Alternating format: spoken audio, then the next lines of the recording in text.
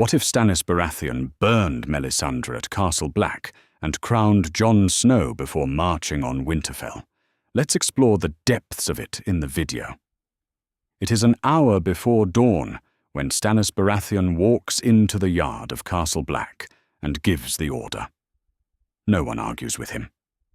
That is the thing about Stannis. He does not announce his intentions in a way that invites argument. He states them the way he states everything, flat and final, like a man reading from a ledger. The pyre is already built.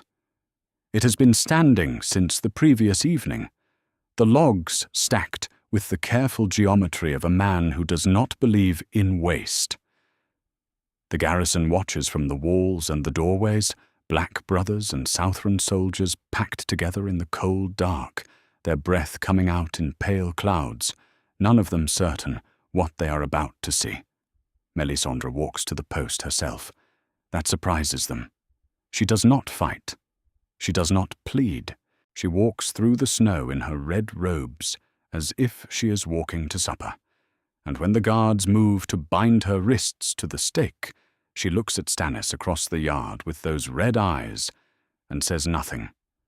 Her ruby necklace catches the torchlight and throws red sparks across the snow. It is still around her throat. Stannis looks at her for a long moment. Then he walks forward, reaches out, and takes the necklace from her neck. The change is immediate. The men nearest her see it first. A sound moves through the crowd. Not a shout, not a gasp. Something worse, something that has no name. The woman bound to the stake is not the woman they knew. She is ancient. The red hair is gone. The smooth skin is gone. The face looking out at them from the hood of the red robes is the face of something that has outlived everything it was ever meant to outlive. A face like old leather stretched over stone. Every year of it written there in lines so deep they might have been cut with a blade. Her eyes are still red. That is the only thing that is the same. Stannis stands with the necklace in his hand, looking at her. His face is what it always is. Nothing. His dark blue eyes are flat and cold as the sea in winter. He says, "This is what you were." He is not saying it to her. He is saying it to the men behind him. Then he drops the necklace in the snow and turns away. The pyre is lit from both ends. The wood is dry and catches fast. Melisandre does not scream. Whatever she does is not a scream. It is something in the old tongue that no one present understands, and the flames take it before the last syllable is finished. In the light of the fire, her ancient face is the last thing that burns. Jon Snow watches from the top of the wooden steps that run up the inside face of the wall. He has been standing there since before Stannis gave the order. He has not been summoned, and no one has told him to come, and no one has told him to leave. He watches the pyre until there is nothing left of it but the stake and the snow and the smell of it. And then he watches Stannis turn back to the assembled garrison, with the necklace still in his hand. Stannis speaks loudly enough for the yard and the walls both.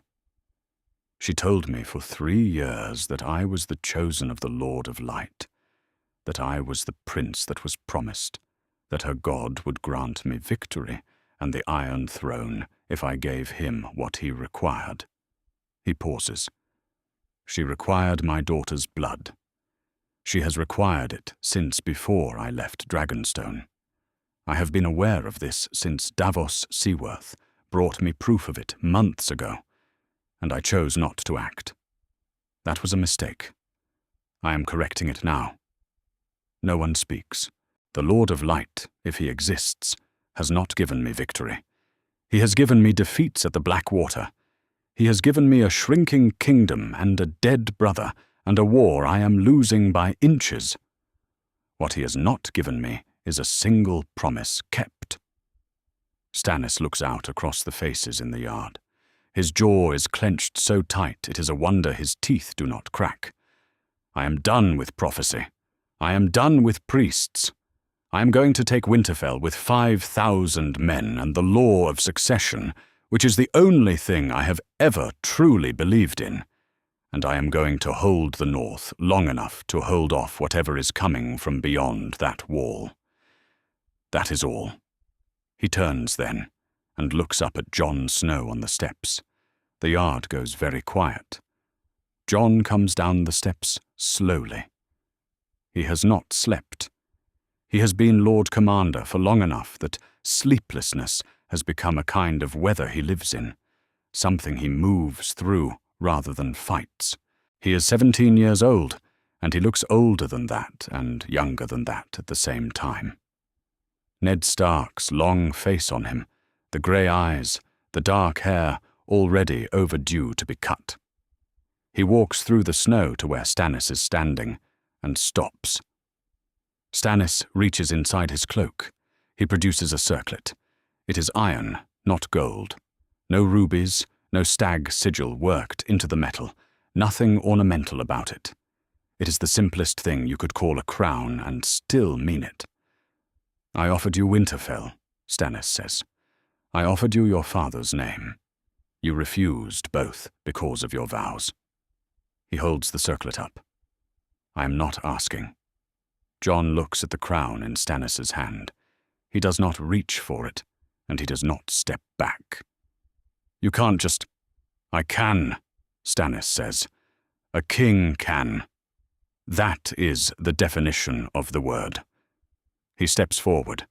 He places the iron circlet on Jon Snow's head. It sits there slightly crooked because Jon did not bow to receive it, and Stannis does not adjust it. The North needs a Stark. Robb Stark is dead. You are the only Stark who is standing in the North right now. Whether or not you asked for it is not relevant to what the North requires. Jon stands very still. Around him the yard is absolutely silent. The garrison watches. The southern soldiers watch.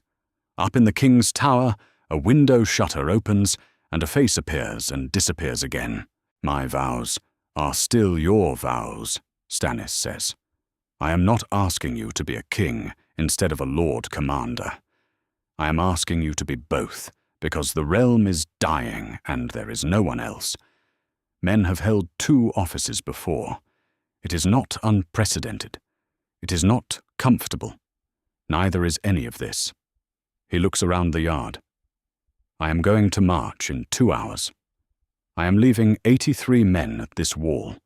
They will answer to you as Lord Commander. As for the crown, he looks back at Jon. You will do what you think is right. You always do. That is why I chose you. He walks away. He does not look back.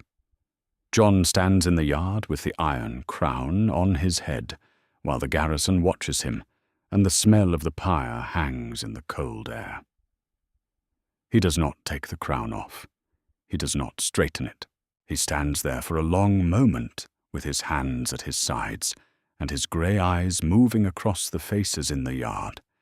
And then he turns and walks back toward the Lord Commander's chambers, and the crowd parts for him, and does not close again after he has passed. In the back of the crowd, near the stables, Bowen Marsh watches him go. The Lord Steward's face is round and red in the firelight, and utterly unreadable. 2 of the Black brothers standing nearest him catch his eye. None of them speak. Bowen Marsh looks away first, back toward the dying pyre, and his expression is the expression of a man doing long arithmetic in his head.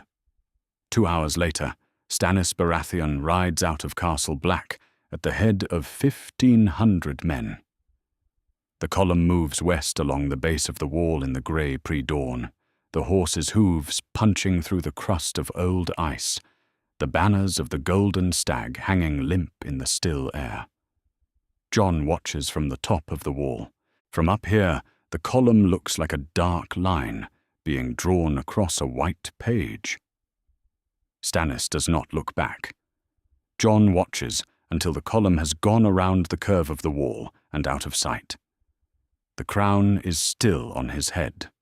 The wall stretches away east and west in both directions, 318 miles of ice, and somewhere beyond it, something is moving that is older and colder than anything Melisandre ever claimed her god could fight. Jon stands there in the wind and thinks about his father, who built his whole life on a promise and a lie, and whether the lie was also a kind of love. He does not reach a conclusion. He never does, about that. He goes back down the steps. The yard below is empty now except for the stake and the black mark in the snow where the pyre was. He goes inside. The crown is still on his head when he sits down at the Lord Commander's table and picks up the first dispatch of the morning, which is about a wildling hunting party that has killed 2 of the garrison's goats, and whether he should send men to retrieve the goats or let it go. He stares at the dispatch for a long time. Then he sets it down and stares at the table. Then he picks up a quill. He is the Lord Commander of the Night's Watch. He is whatever Stannis just made him. He is 17 years old, and the only Stark standing north of the neck, and there are 83 southern soldiers in his castle who answer to a king who is no longer there, and there are 600 black brothers who swore their lives to a watch that does not permit kings, and there is a wolf sleeping under the table who raised his head when Jon sat down, and has not put it down again. Jon puts the quill to parchment. He writes, regarding the goats. He is still writing when the sun comes up. The crown is on the table. Jon put it there sometime in the middle of the night, when he finally stopped pretending he was going to sleep with it on, and took it off, and set it on the corner of the Lord Commander's table, where it has been sitting ever since, catching the light of the candle in a way that iron has no business catching light. It is not a beautiful crown. It is not an ugly one. It is just iron, shaped into a circle, and it sits on the table and does not say anything, and Jon sits across from it and does not say anything either, and Ghost lies under the table between them, like a judge who has already made up his mind and is waiting for the other 2 to catch up. The first day after Stannis rides out is the longest day Jon Snow has ever spent at Castle Black, and he has spent some long days at Castle Black. The 83 southern men are the problem he does not know how to solve.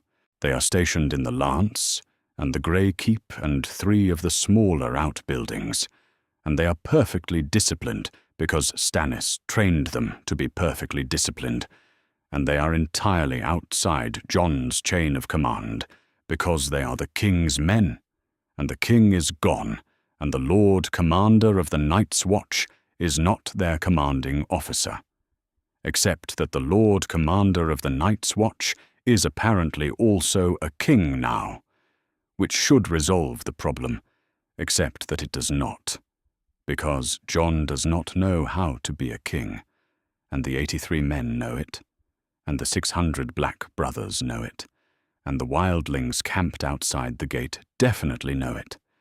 He eats breakfast alone, and reads dispatches, and tries to think of himself as 2 things at once, and mostly fails.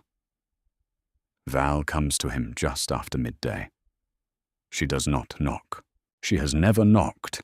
Jon has come to understand that knocking is something the free folk consider a southern affectation, a way of asking permission to enter a space you are already entitled to enter, which in wildling terms means you are announcing that you are not sure you belong there. Val is always sure she belongs wherever she goes. She comes through the door of the Lord Commander's chambers and stops when she sees the crown on the table, and looks at it for a moment, the way a horse looks at something it isn't sure is dangerous. Then she looks at Jon. "You didn't sleep," she says. "No. I saw the burning." She moves to the chair across the table and sits in it without being invited. She is tall for a woman, with pale blue eyes and long blonde hair that she wears loose most of the time, and she has the particular quality that certain people have of taking up exactly as much space as they need, and not 1 inch more. She looks at the crown for another moment, then at Jon. The woman who burned. She wasn't what she looked like. No. I've seen glamours before, not like that one. Val leans forward and props her elbows on the table. Among the free folk, there are those who can change a thing's seeming, make a rock look like a loaf of bread, make a scared man look like a brave one. But I've never seen a glamour that deep, to wear a whole different face for years, to be something else entirely every hour of every day. She pauses. What was she, really? Old, Jon says. That's all I know. Val nods slowly. The men are saying she was older than the wall. Men say a lot of things. They're frightened, she says. It is not a criticism. It is an observation, the way Val makes most of her observations, clean and direct, and without particular feeling attached. They watched their king burn his own priest and crown a bastard at the same time. Before breakfast. That's a lot to take in before the sun's fully up. Jon looks at the crown. He's not wrong that the North needs a Stark. He's not wrong, Val agrees. Doesn't mean it won't be hard. She stands then, in that way she has of moving without preamble, decisions already made before anyone else in the room has finished thinking. She goes to the window and looks out at the yard below. Jon can see what she sees from where he's sitting, the stake still standing in the center of the yard, the black mark in the snow where the pyre burned, and around it, in a loose ring, the wildlings who have been camped inside the gate since Jon let them through, going about their morning business in the particular way free folk go about their business, which is to say loudly and with complete indifference to whether anyone is watching. They know, Val says, the free folk. Word travelled faster than fire. By the time the pyre was cold, they all knew what the king had done. She turns from the window. They're calling him the burned woman's husband. Your king. He's not. Jon stops. What are they calling me? Val looks at him for a moment, something in her expression that is almost a smile. The crow that forgot how to fly south. Jon thinks about that. Is that an insult? Among the free folk? No. A crow that forgot how to fly south is a crow that chose to stay. That's different from a crow that can't leave. She moves toward the door. Put the crown back on, she says, without turning around. Not because Stannis crowned you. Because the men can see you through 3 windows from the yard right now, and you've been sitting in that chair for 2 hours staring at a piece of iron, and that's not what a king looks like, or a Lord Commander. She goes. The door doesn't slam because Val never slams doors, which Jon has also come to understand is a wildling thing. Among people who live in tents and under open sky, the closing of a door is not a gesture you waste. Jon looks at the crown. He doesn't put it back on. Not yet. In the afternoon, he walks the wall. It is the thing he does when he needs to think, when the thinking won't come sitting down. He climbs the steps to the top. 800 feet of ice, rising straight up from the southern side. The steps cut in switchbacks into the body of the wall itself. And then he walks east along the top, which is wide enough for 4 men to ride abreast, wide enough for the whole garrison to parade on if they wanted to, and looks out at the northern side. The land beyond the wall is white and still.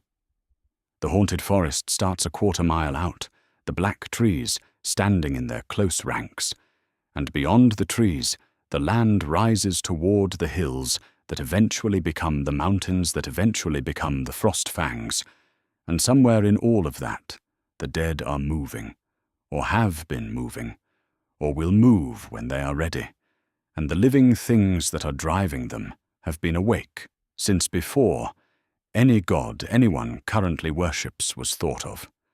Jon thinks about Melisandre, not with guilt, exactly, with something more like the feeling you have when you realize you have been depending on a chair that was rotten, and you did not know it was rotten, and the chair has now given way, and you are not hurt, but you are on the floor.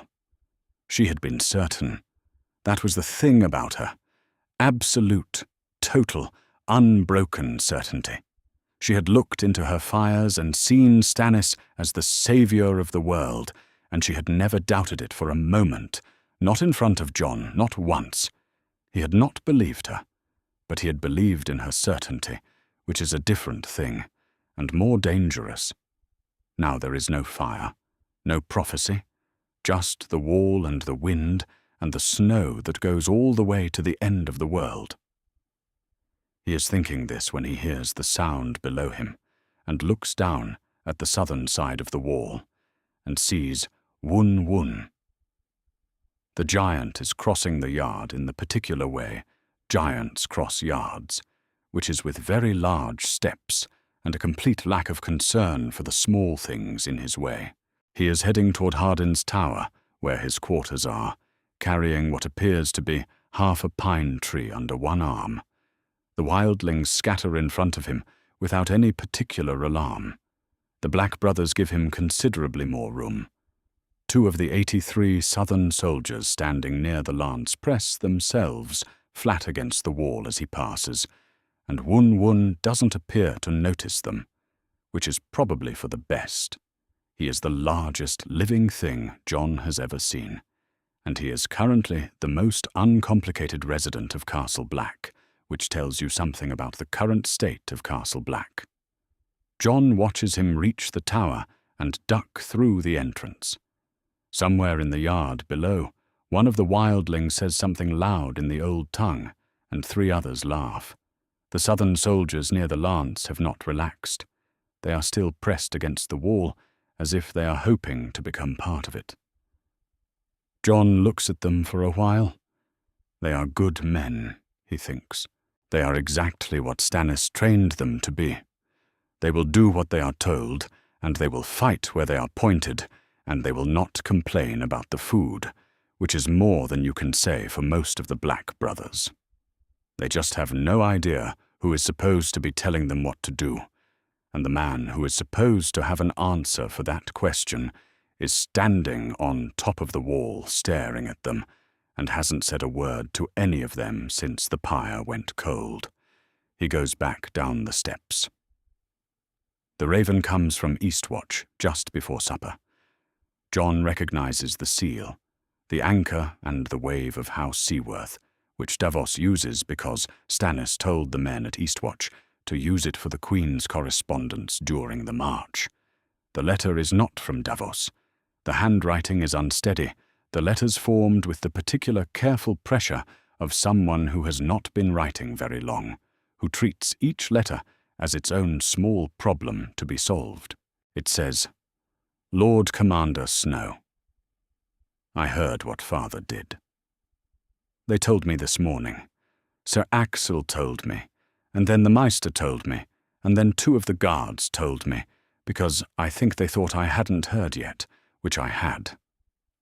I want to ask you something, and I want you to answer honestly, because Father never answers anything honestly, and Davos answers honestly, but he's not here. Did it hurt her? The woman. Did it hurt? Shireen Baratheon. Jon reads it twice. He sits with it for a long time. Shireen Baratheon is 11 years old, and she is at Eastwatch by the sea with a garrison of under 200 and a court of men who answer to her father, and her father has just burned his priest before riding off to fight a war. And the thing she wants to know is whether it hurt. He picks up a quill. He thinks about lying. He thinks about the careful, comfortable lie that the answer would be no, that Melisandre was so old and so powerful that fire was nothing to her, that she went the way priests of the Lord of Light are supposed to go, peacefully, into their God's embrace. He writes, Lady Shireen. I don't know. I was not close enough to see her face clearly at the end. I am sorry that is not a better answer. She was not what she appeared to be. I think you knew that already. Your father knew it too, which is why he did what he did. He is riding to take Winterfell back. When he has it, you will have a home in the north again. I think that is what he is thinking about. Jon Snow, Lord Commander, Night's Watch. He pauses. Then he adds, below the signature, the crown is still on my table. I haven't decided what to do with it yet. He seals the letter and sends it. He does not know why he told her about the crown. It seemed like the honest thing. He goes to supper. He takes the crown off the table and puts it in the chest in the corner, under his spare cloak, where he will not have to look at it. Then he goes to supper without it, and sits at the head of the table, and eats, and watches Bowen Marsh eat across the hall, and thinks about how many days Stannis will need to reach the mountain clans, and whether the wildlings outside the gate will still be there in a week, and what Ghost was dreaming about in the night, because the wolf had been making small sounds in his sleep that Jon had never heard him make before. Ghost is already asleep under the table again when Jon gets back to his chambers. Jon sits down.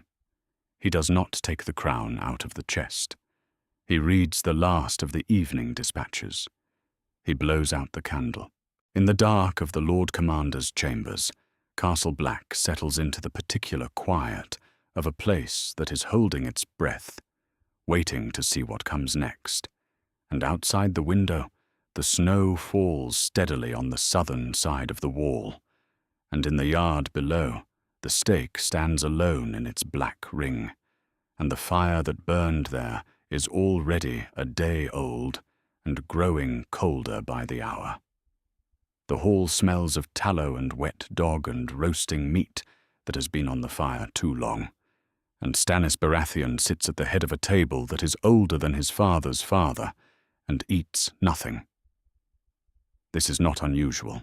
Stannis rarely eats at other men's tables when he does not know who cooked the food or where it came from, and in the Wolfswood in the dead of winter he does not know either of those things, so he sits with his hands flat on the table and his back straight as a pike and watches the chieftains of the northern mountain clans eat, and he lets them watch him back, and nobody says anything of particular consequence for a long time. There are 9 of them tonight. The Flints have sent their eldest son, a man with forearms like corded rope, and the careful, measuring eyes of someone who has spent his whole life making decisions that other people have to live with. The Norries are represented by the clan head himself, who is old enough to have ridden with Robb Stark's father, and then with Robb Stark, and who has opinions about both. The Wolves have sent a woman, which Stannis noted and did not comment on, because Stannis is a great many things, and stupid is not among them. The others are a mix of ages and sizes and degrees of skepticism, but they share one quality that Stannis has come to recognize in the northern mountain clans generally. They do not give anything away for free, and they do not give respect away at all. The torches along the walls of the hall are iron-bracketed pine knots, not beeswax candles, and the light they throw is smoky and uneven and turns everyone's face into something half in shadow. Stannis's face, in this light, is worse than usual. He has never been a man who looked comfortable in a hall. He looks like a man who wandered in from somewhere colder. The Norrie speaks first. He is the oldest in the room, and he has earned the right. "Where's your red woman?" Stannis looks at him. "Dead." The Norrie's eyebrows go up a fraction. "You kill her?" "Yes." Around the table, the chieftains exchange glances with the careful, sidelong efficiency of people who have spent generations reading rooms. The Flint's son sets down his cup. The woman from the Wolves folds her hands on the table. "Why?" the Norrie asks. She was going to burn my daughter, Stannis says. She had been going to burn my daughter for the better part of a year. I allowed this to continue, longer than I should have, because she was useful to me, and I was foolish enough to think I could keep both things. I could not, so I corrected the mistake. He says this the way he says everything, as if he is giving a military report, each word placed where it will do the most work, and not one word more. If this disturbs you, say so now, and we can save each other an evening. Nobody says they are disturbed. Good, Stannis says. Then let's talk about Winterfell. He tells them what they already know, but have been waiting to hear him say out loud. That Rose Bolton holds Winterfell by grace of the Lannisters and the Freys, that Robb Stark's cause died on the night of the Red Wedding, and that the North has been sitting in a kind of stunned silence ever since, waiting for something to happen and not quite believing that nothing has. He tells them that he intends to be the something that happens. He tells them that he has 5,000 men already, and their riders would add to that number in ways that matter, not just in bodies, but in knowledge of the ground, in ability to move through the wolfswood in weather that would bog down any southern army, in the particular kind of fighting that the northern clans have done since before the wall was built. He does not tell them that the Lord of Light will grant him victory. He does not tell them that the flames have shown him the future. He does not tell them any of the things Melisandre would have told them, because Melisandre is dead, and Stannis has spent enough time in the company of prophecy to know that it is a house built on sand, and the tide is always coming in. What he tells them instead is the law. He is Robert's last surviving legitimate brother. By every right of succession that has ever been observed in the Seven Kingdoms, the throne is his. Robert is dead. Joffrey was a bastard, born of incest, and is also dead. Tommen is the same. The throne does not belong to the Lannisters, or to the Tyrells, or to any other house that has propped up a false claim because it was convenient. It belongs to Stannis Baratheon, 7th of his name, Lord of Dragonstone, and rightful king of the Seven Kingdoms, and he is standing in their hall in the Wolfswood, telling them this, because they are warriors who have lived their whole lives by the principle that what is right matters more than what is easy, and he is betting that principle is still alive in them, even after the Red Wedding tried to kill it. The Norrie listens to all of this without expression.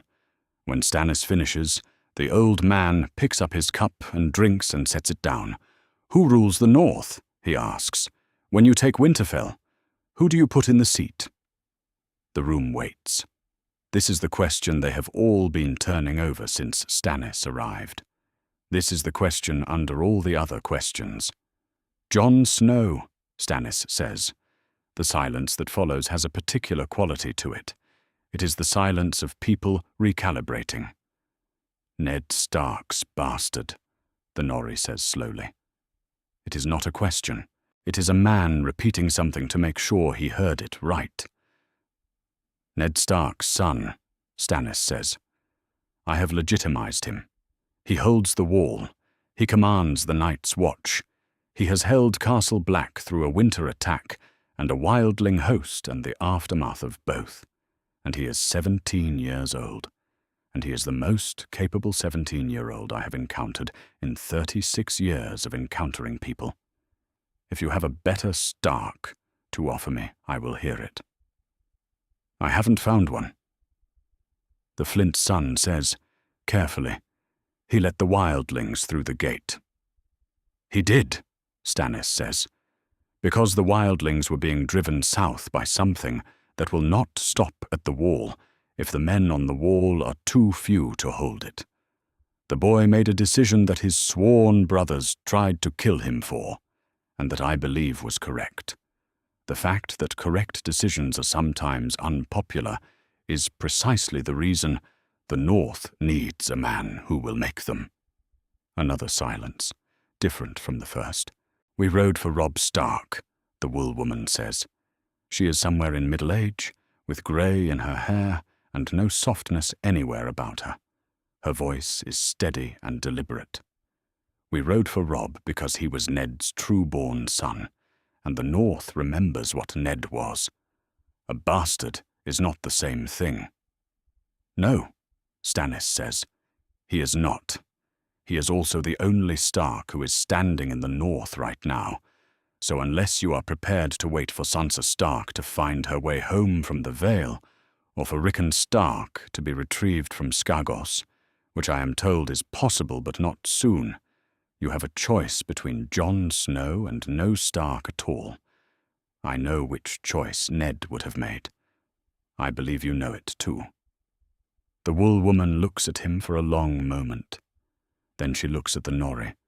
The Norrie looks at his cup. The Flint's son looks at the fire.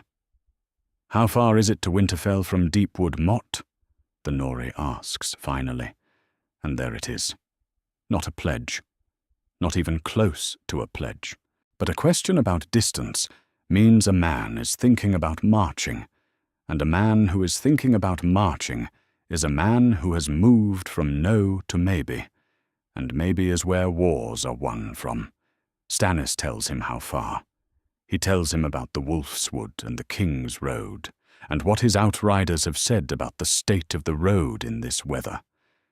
He does not oversell any of it. He describes the march the way he describes everything, accurately. The hall goes on eating and drinking around him, and he goes on eating nothing, and the torches smoke and gutter in the draughts from the badly fitted shutters, and outside the wind moves through the Wolf's Wood with the sound it makes in winter, which is less like wind and more like something breathing.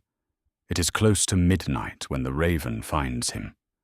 One of his men brings the message tube to the table, and Stannis reads the letter inside while the chieftains finish their meat. The letter is from Davos Seaworth, written in Davos's plain and careful hand, and it is brief.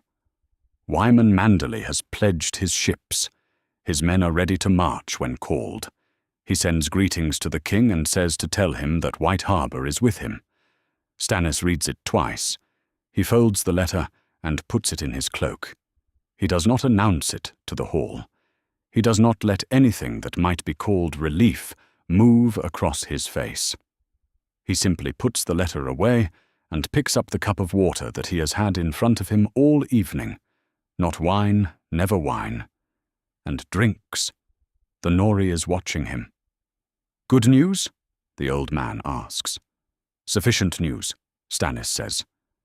He rides out before dawn.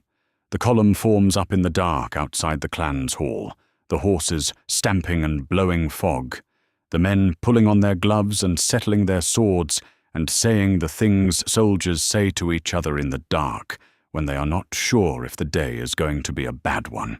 Stannis mounts without assistance and rides to the head of the column and looks south into the Wolf's Wood, which at this hour is nothing but a wall of black. Somewhere in there is the road to Deepwood Motte.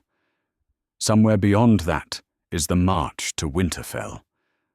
Somewhere beyond that is everything Stannis Baratheon has been working toward for the better part of his life. All the rightness and the law and the grinding, endless, bone-deep certainty that he is the man the realm needs, even when the realm doesn't want him, has never wanted him, has always preferred his brothers, because his brothers smiled and laughed, and knew how to be loved. Stannis does not know how to be loved. He has known this for a long time. He has decided it does not matter. He rides into the Wolf's Wood, and the darkness closes around the column, and the hall with its smoke, and its meat, and its chieftains who have not yet committed to anything, is already behind him.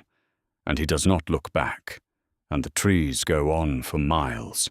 The room Davos Seaworth has been given in White Harbour smells of fish and salt, and the particular damp that comes off stone walls that have been cold for so long they have forgotten what warmth is.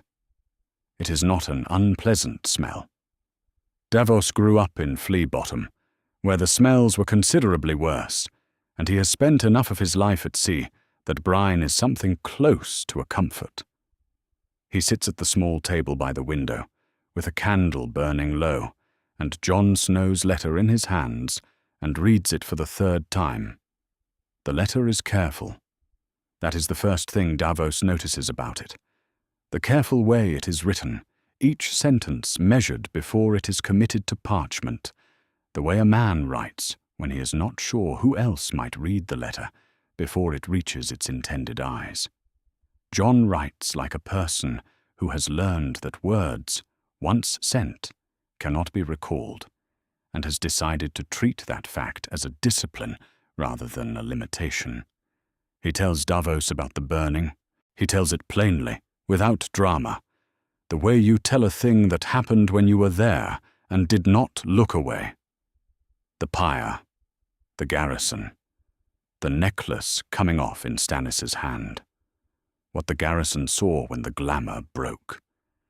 He does not say whether he thinks Stannis was right.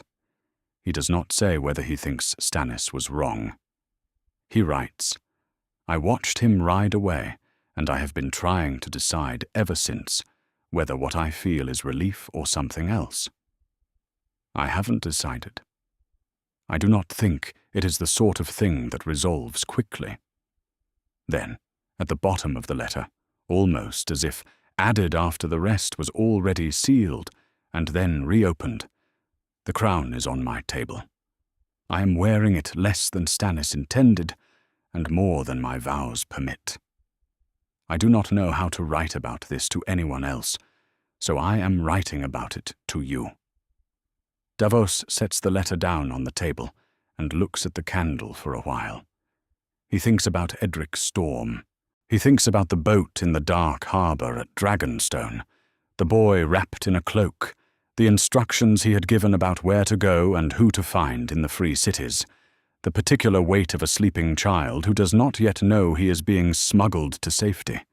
He had done that because Melisandre had wanted Edric's blood, king's blood, royal bastard blood, powerful enough to wake whatever sleeping thing she believed could be woken with it. He had done it because burning a boy was wrong regardless of what a god might want, and Stannis had agreed, eventually, when Davos had made him see it. This is different, he tells himself. Melisandre was not a child. Melisandre was something ancient that wore a young woman's face like a mask, and she had been moving toward burning Shireen for months, and Stannis had finally looked at the arithmetic and done what Davos had been praying in his rough and uncertain way that someone would do. This is different. He is mostly certain of this. He picks up Jon's letter again and reads the last line about the crown. Jon is 17 years old, and he is Lord Commander of the Night's Watch, and now apparently also a king, and he is writing to Davos about it, because there is no one else he trusts to write to, without it being either a political act or a confession. Davos understands this. He has spent years being the man that Stannis writes to, when Stannis cannot afford to let anyone see him uncertain, which is always, because Stannis is constitutionally incapable of showing uncertainty to anyone he has not decided to trust completely. Jon Snow is Ned Stark's son in more ways than Stannis knows. Davos gets up and goes to the window. White Harbour at night is quiet in the way that port cities are never truly quiet.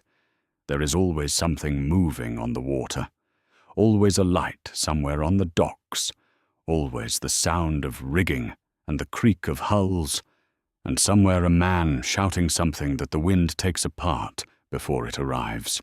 He watches the harbour and thinks about what he is going to write back. Then the second letter arrives. He hears the knock. A light knock, the kind made by someone who is not sure they have the right to be knocking, which in Davos's experience means it is either a servant or a child. He opens the door, and it is a page boy, 12 or 13, with the blue and white livery of the Manderley household, and a small folded letter in his hand. The seal on the letter is not Manderley.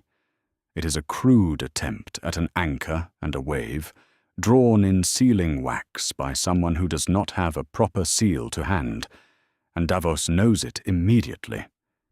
He closes the door and opens the letter. The handwriting is unsteady and earnest, and considerably worse than Jon's, which is itself not a trained hand. Each letter is formed with the concentrated effort of someone for whom writing is still a physical challenge as much as a mental one. He has seen this handwriting before, on the slates she used to practice on, back at Dragonstone, when he was her student and she was his teacher, and they were both pretending that was not exactly what was happening. Lord Davos, I heard what Father did. I know Jon already wrote to you because Jon writes to everyone, which is something I think he does instead of sleeping. I wanted to write separately, because I have a separate question. Sir Axel keeps telling me that the Lord of Light works in mysterious ways, and that we should not mourn the woman's passing, because she has gone to her god's fire. I do not believe this because I do not think I believe in the Lord of Light anymore, if I ever did. I am not sure I believe in any of the seven either. Selyse used to pray to Rella 3 times a day, and she was not a happy woman, and the prayers did not appear to help. I am not sure what praying is for. My question is it wrong to be glad she is gone? She used to look at me a certain way. I knew what the look meant. Father knew I knew. I think that was part of why he did it. I am 11 years old, and I am at Eastwatch, and the sea is frozen for 2 miles out, and I am not frightened. I am telling you this because I want you to know I am not frightened. Please come when you can. Shireen Davos reads it twice, and then sits down, because his legs have decided this is a moment that should be spent sitting. He thinks about the look she describes. He knows the look. He has seen it. The way Melisandre's red eyes moved over Shireen when she thought no one was watching, the particular quality of that attention, measuring and patient, and utterly without warmth. He has spent months being afraid of what that look meant. Stannis spent months knowing what it meant, and struggling with the arithmetic of it, and finally, choosing his daughter's life over his priest's power. She used to look at me a certain way. I knew what the look meant. Father knew I knew. He closes the letter and puts it inside his cloak against his chest. In the morning, he goes to Wyman Manderley. The Lord of White Harbour receives him in his solar, which is a room that has been clearly designed around the needs of a man of Lord Wyman's dimensions, which is to say the chairs are very large and very sturdy, and there is a great deal of space between the table and the wall. Lord Wyman himself is enormous in every direction, swathed in fur-trimmed robes the colour of the sea in summer, his face round and pink and currently arranged into the careful blankness of a man who has been navigating dangerous politics for long enough to have made it into a reflex. Davos tells him what Stannis has done. He expects caution. He expects the measured non-response of a man who has pledged one thing privately and will not move until he is certain the ground is solid. What he gets instead, after a moment, is laughter. It is not a mocking laugh. It is the laugh of a man who has been braced for bad news for so long that good news comes out sideways. Lord Wyman laughs until his great body shakes, and then stops himself and wipes his eyes with the back of his hand and says, "Forgive me. It's only a king who burns his priests instead of his children." He shakes his head. Do you have any idea how long I've been waiting for a king worth following? Not just a claimant. Not just a man with a better claim than the man currently burning the riverlands. A king worth following. I have some idea, Davos says. Stannis Baratheon is a hard man, Lord Wyman says, becoming serious again in the way that large men become serious, which is all at once. I've never doubted that. Hard men don't always make good kings, but a hard man who loves his daughter enough to burn his own priest for her. He spreads his hands. That's a man who understands what he's protecting. That's a man I can explain to my grandchildren. Davos thinks about Shireen's letter, about what she said about the look, about not being frightened. He's riding for Winterfell, Davos says, with the northern mountain clans and 5,000 men. And there is a king at Castle Black who carries Ned Stark's name and his blood, and the Night's Watch behind him, and whatever the wildlings will give him, the North has a choice to make. The North has already made it, Lord Wyman says simply. The North made it the night of the Red Wedding. We have been waiting to act on it. He leans forward, and for all his size there is nothing soft in his eyes. My ships are ready. My men are ready. Tell me when and where. Davos goes back to his room. He sits down and picks up a quill and writes 2 letters. The first is to Jon Snow. He writes, "Hold the wall. The crown is not a weight until you try to put it down. Then it becomes the heaviest thing you have ever held. Manderley is with you. The North remembers. So do I." The second is to Shireen Baratheon at Eastwatch by the Sea, in his careful plain hand that she once taught him to use. He writes, "It is not wrong to be glad. There are things whose absence is a mercy, and you are old enough to understand that, and young enough that you should not have to. Your father did what fathers are supposed to do. It came late, but it came. I am coming when I can. It will not be long." He seals both letters. He calls for the page and sends them. He sits back in his chair by the window, with the smell of the harbour coming through the gap in the shutters, and thinks about a girl at Eastwatch, watching the frozen sea and not being frightened, and about a young man at Castle Black with a crown he doesn't know what to do with, and about a hard king riding through the Wolfswood on faith in law and steel, and about how all 3 of them are going to need everything Davos Seaworth can give them, and how he is going to have to find a way to give it. Outside, the harbour lights move on the water. The cold comes in through the gap in the shutters, and the candle bends in the draught. Somewhere out on the docks, a man is shouting something into the wind. The words don't carry. Davos does not sleep either. Deepwood Motte falls on a grey morning in the 3rd week after Castle Black. It does not fall the way battles in songs fall. No single decisive charge, no standard planted in the mud while the defenders throw down their arms and weep. It falls the way most things fall when the numbers are badly wrong and everyone involved knows it. The Ironborn garrison has held the castle through the autumn, which is a reasonable achievement for a force of their size in a castle of that quality, and they have done it with the particular grim competence of men who understand that the sea is a long way away. And no ships are coming. When Stannis's column comes out of the Wolfswood at first light, with the mountain clan riders on both flanks, the Ironborn captain looks at the numbers from the wall, does arithmetic that takes him less than a minute, and sends a man down to open the gate. There is a brief fight anyway, because there are always men who do not get the message in time, or who receive the message and decide they would rather be dead than surrender to a Southron king in the middle of a northern forest.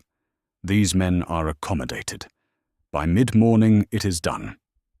Stannis rides through the gate of Deepwood Motte on a grey horse that has been on the march long enough to have its own opinions about things, and he looks at the keep and the yard and the captives being sorted in the corner by his men. And he says nothing. He dismounts. He goes inside. He asks for a table and a map and something hot to drink that is not wine, and he sits down and begins planning the next part. The Flint's son finds him there an hour later. He stands in the doorway of the small solar the Ironborn captain had been using and looks at Stannis, bent over the map, and says, "The men are saying you'll push straight to Winterfell from here." "The men are right," Stannis says, without looking up. "It's 100 leagues through the Wolf's Wood, in this weather. I know how far it is." The Flint's son comes into the room and looks at the map. He has been with Stannis for 2 weeks now, which is long enough to have formed opinions. "The wolves will ride with you," he says. "The Norries too. The old man gave his word." "I know. It won't be easy." Stannis looks up from the map for the first time. His dark blue eyes under the heavy brow are not unkind, exactly, but they are not warm either. They are the eyes of a man who has decided that the truth is the only thing worth offering anyone, even when the truth is uncomfortable. "Very little worth doing is easy," he says. "If it were easy, someone would have done it already, and we would not be standing in a captured castle in the Wolf's Wood having this conversation. Go and tell the Norries that we march in 2 days. Tell him to send riders ahead to feel out the road." The Flint's son goes. Stannis goes back to his map. It is late in the afternoon, the light going flat and grey outside the narrow windows of the solar, when one of his men brings him the raven. The message tube is sealed with the black wax of the Night's Watch, which means it is from Jon. Stannis breaks the seal and reads it at the table while his man stands by the door, waiting to see if there is a reply to be sent. The letter is short. Jon writes short letters, which Stannis respects. A man who uses more words than a situation requires is a man who is not sure what he thinks. The letter says, "3 of the Black brothers refused this morning to take an order from me." Not a difficult order.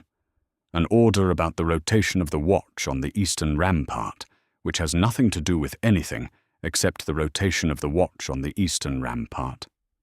They refused because Marsh told them the Lord Commander had abandoned his vows by accepting a crown, and therefore any order given in the capacity of Lord Commander was compromised. "I have put the 3 men on reduced rations and extra duty, and I have spoken to Marsh privately, and told him that if he continues to undermine command, I will send him to the Shadow Tower, where his opinions about my vows can keep him company through the winter." He listened. He did not agree. I can see it in him. The arithmetic is running, the same as you described in the hall with the clan chiefs, except that his arithmetic ends somewhere different. "I am managing it. I wanted you to know." Stannis reads this twice. He sets the letter down on the map, directly over the section showing the Wolf's Wood between Deepwood Motter and Winterfell, which is either coincidence or the sort of thing you notice only when you are looking for signs and have no priest left to interpret them. He picks up a quill. He writes, in the blunt hand that Davos once told him looked like a man hitting parchment rather than writing on it. "Hold the wall. The crown is a fact. Argue with it after winter. If Marsh moves against you before I return, remind him that the 83 men in the lance answer to their king, and their king has not given them any orders that include standing by while a Lord Commander is deposed by his own steward. S.B." He folds the letter and seals it and hands it to the waiting man. He goes back to the map. He thinks about Jon Snow at 17, with a crown on his table and a garrison dividing around him. He thinks about what he said in the yard at Castle Black. The crown is a fact. Argue with it after winter. And whether he still believes that was the right thing to do. He runs the calculation the same way he runs every calculation, without sentiment, without the comfortable softening that comes from wanting a particular answer. He wants Winterfell. He needs the North to rally to a name. Jon Snow carries the only name that will work. The crown was necessary. The crown was necessary. He looks at the map and does not think about the 17-year-old boy holding a garrison together in the middle of a winter that has not yet shown them its worst. He is eating, actually eating for once, because the Ironborn captain had a decent store of salt fish and hard cheese that Stannis considers reliable enough to be worth the risk when the Flint's son comes back. "There's a man outside who wants to speak to you," the Flint's son says. "He came in with the clan riders. Says he's been riding with the Norries since the Wolf's Wood. What does he want? He says he has something to tell you about the bastard king." Stannis sets down the cheese. "Send him in." The man is one of the Norries, a younger rider with a patchy beard and the look of someone who has been rehearsing what he wants to say and is now not sure it is going to come out right. He stands in the doorway and looks at Stannis and says, "My lord." "Your grace," Stannis says, without heat. It is simply a correction. "Your grace." Word's been spreading through the clans since we left the hall about the man you crowned at the wall. He pauses. Some are calling him the bastard of Winterfell, like Ramsay Snow, because he's a base-born man claiming a lord's seat. Stannis looks at him for a long moment. Who is saying this? Some of the older men, the ones who rode for Robb. They're saying, "They're not against you, your grace. They rode out with you. They're saying they'll take Winterfell, but they want to know if a bastard can hold it afterward. What happens after the battle, whether a bastard's claim is worth the men it costs to back it." The room is quiet. The fire in the small hearth pops and settles. Outside, the wind has found the gaps in the keep's walls, which there are many of, because Deepwood Motte is a castle that has been held by Ironborn for the better part of a year, and the Ironborn are not known for their maintenance of northern stonework. "Jon Snow is not a bastard," Stannis says. "I have legitimized him. He carries the Stark name by my royal decree, which is the same authority by which any man is raised or lowered in this realm. If your older men have doubts about the authority of a king's decree, they are welcome to take them up with me directly. I find that conversations about royal authority tend to resolve quickly when they are had with the king. He is not threatening. He almost never threatens. He is simply describing how things are." The rider nods, looking slightly pale, and leaves. The Flint's son remains. He says carefully, "They're not wrong that it will be a problem, even with your decree. The bastard comparison. We'll stop when Jon Snow does something that Ramsay Snow would never do," Stannis says. He picks up his cheese again. "Give him time. He will." 2 mornings later, the column moves out. 5,000 men, plus the mountain clan riders on the flanks, plus the wildling fighters that Jon had sent from Castle Black, who have been marching with the main force for the better part of a week. They come out of Deepwood Motte in the first grey light and turn southeast, toward the Wolf's Wood, toward the King's Road, toward Winterfell.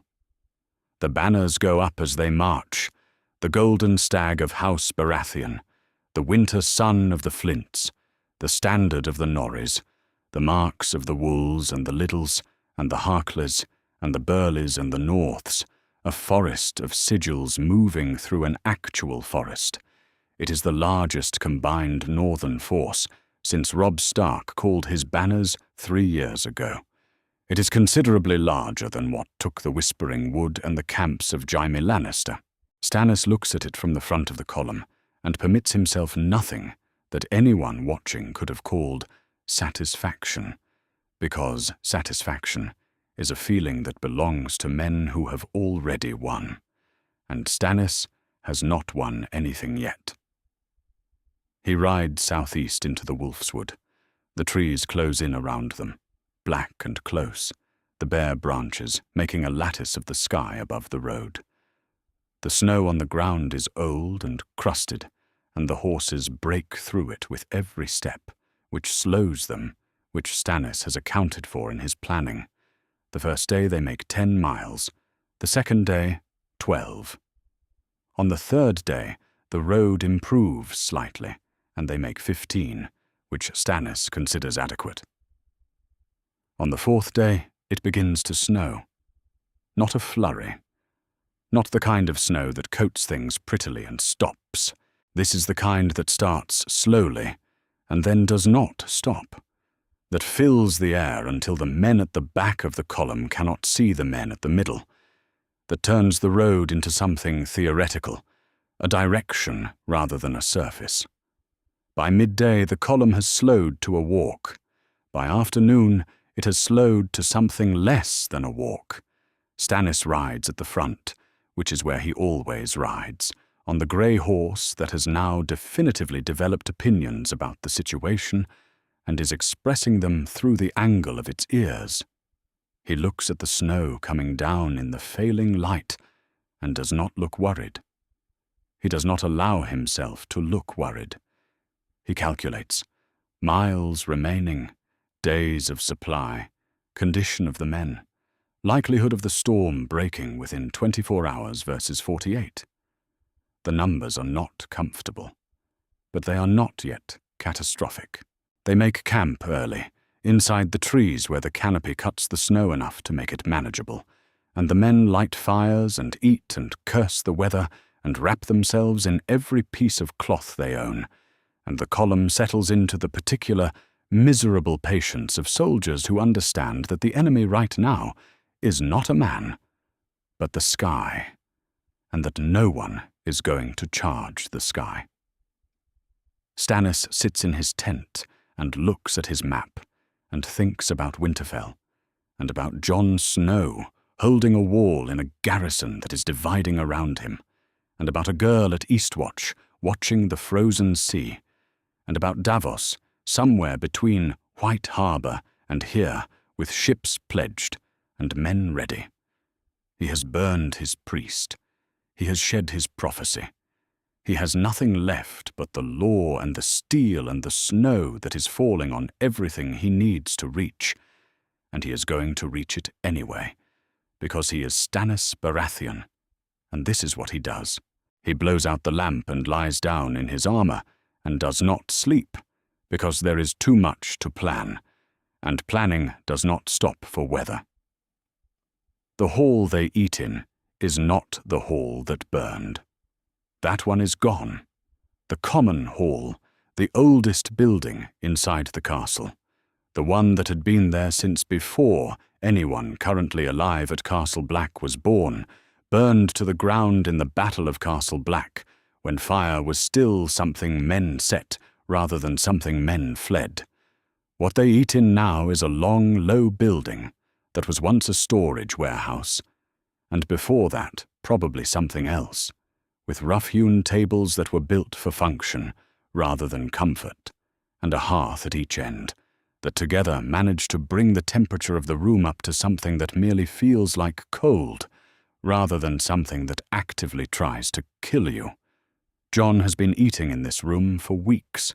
He has been eating at the head of the table for weeks, which is the Lord Commander's place, and the Black brothers who eat at the left-hand side of the room, and the 83 southern men who eat at the right-hand side of the room have both been doing a version of the same thing, which is watching him while pretending to do something else.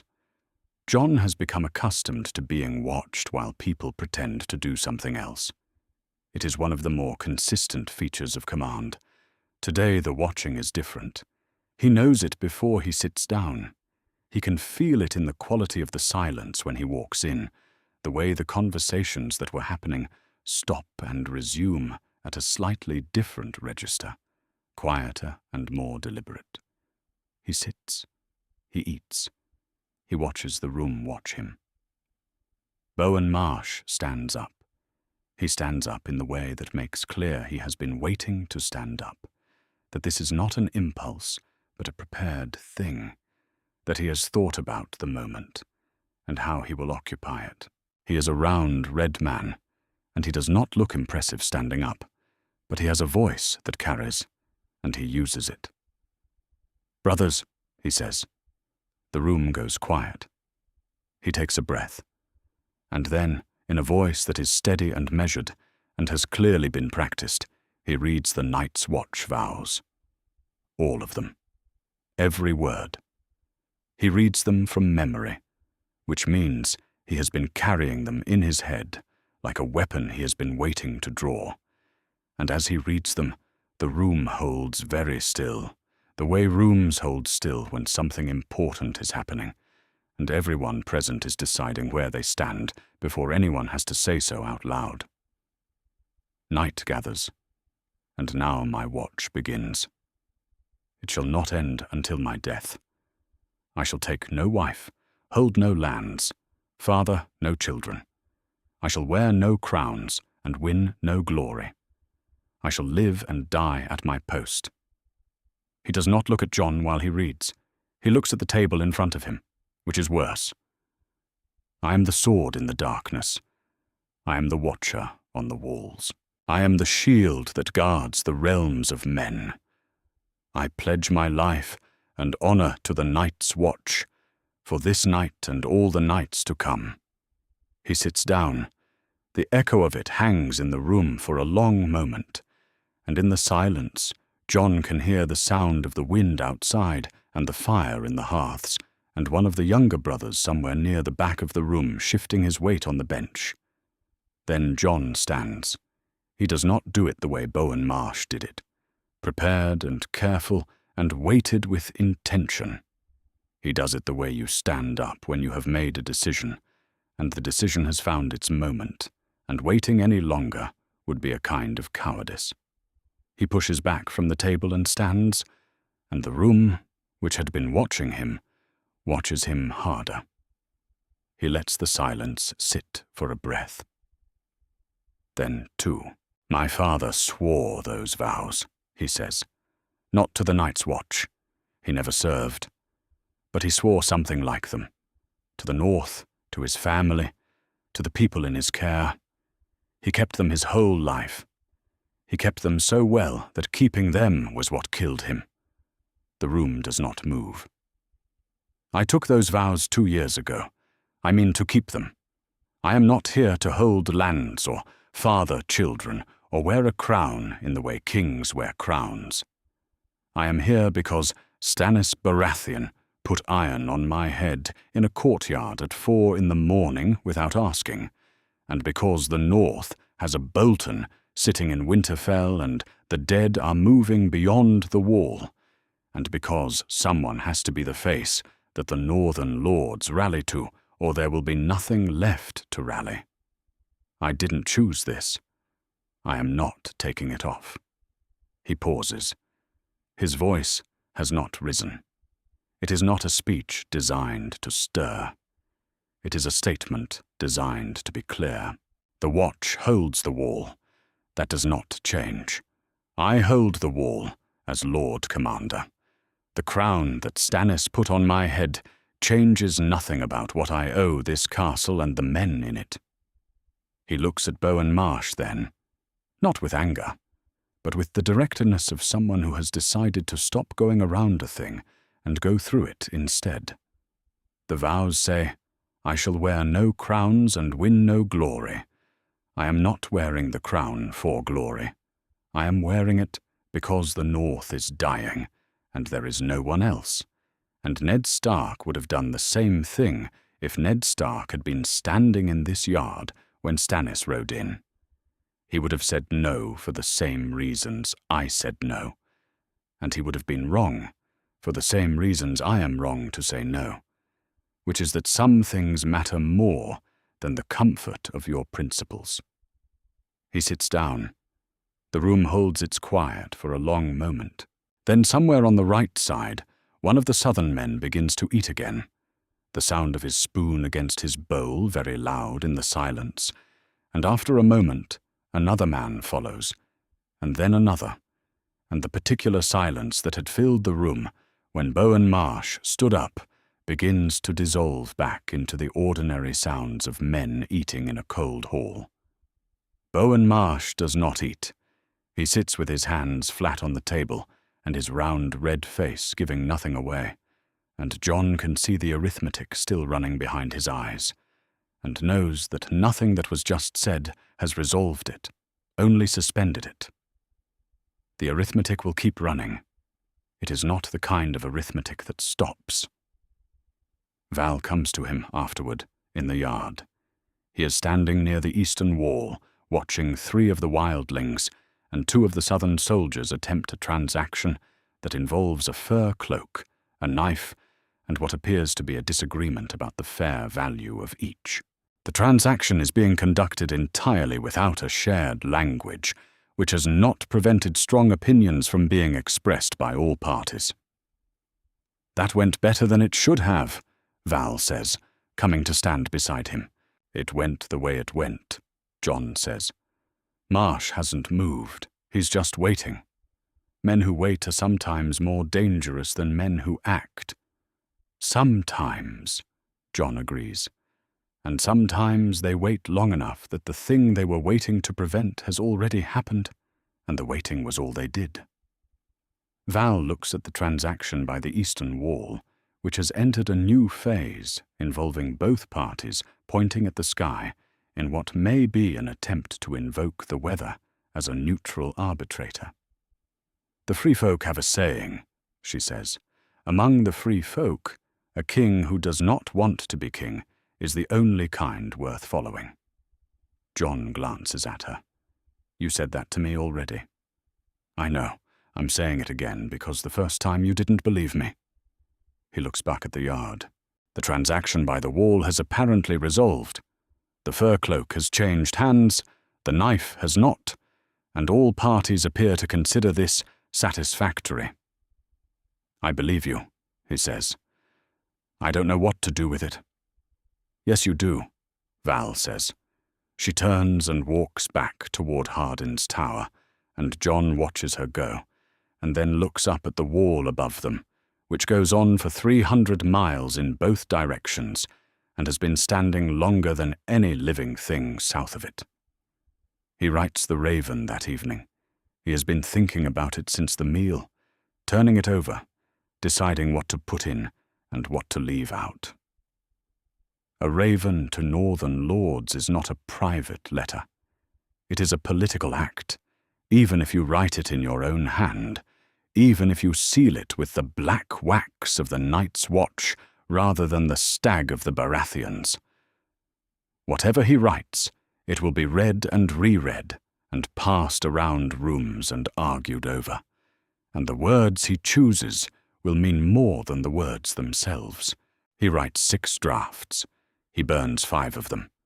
The 6th is short enough to fit on a single piece of parchment, and it says, "Lords of the North. My father held the North for 20 years on a single principle, that the men and women in his care deserved someone who would not look away. He was not perfect. He made mistakes that cost him his life and cost the North more than that. But the principle held. The principle still holds. The North has been leaderless since the Red Wedding." That ends now. Stannis Baratheon marches for Winterfell. The Bolton hold on the North is a wound that the North didn't choose and has not healed from, and it will not heal until the Boltons are gone. I am asking you to remember what my father built and whether it is worth standing for. Jon Snow, Lord Commander of the Night's Watch Castle Black. He looks at it for a while. He does not sign it with Stannis' crown. He does not name himself king. He names himself Lord Commander, which is what he is, and Ned Stark's son, which is what the North knows him as, and he lets the rest be carried by the name itself. He has the Raven Master send it to the Manderleys and the Glovers and the Mormonts and the Serwyns and every other house that held for Robb and has been quiet since. He does not expect most of them to respond. He expects some of them to respond in anger. He sends it anyway, because Val is right that he knows what to do with the crown, and the thing he knows is that it is not an ornament.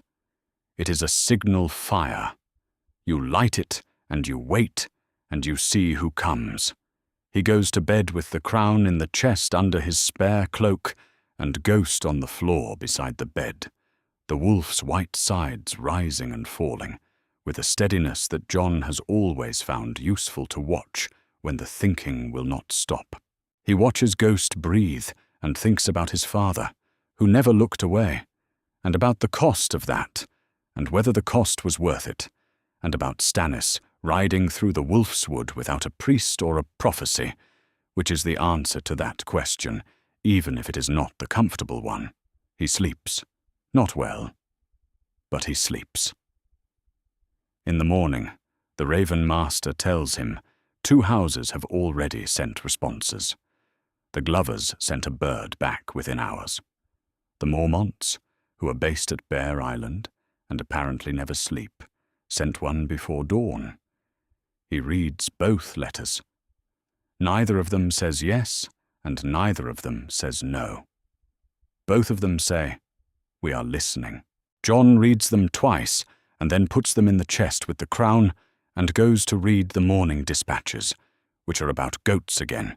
There are always, in some way, goats, and about a crack in the eastern gate mechanism that needs repair, and about the water situation in the Shadow Tower, which has been a concern since before Jon took command, and will probably still be a concern long after.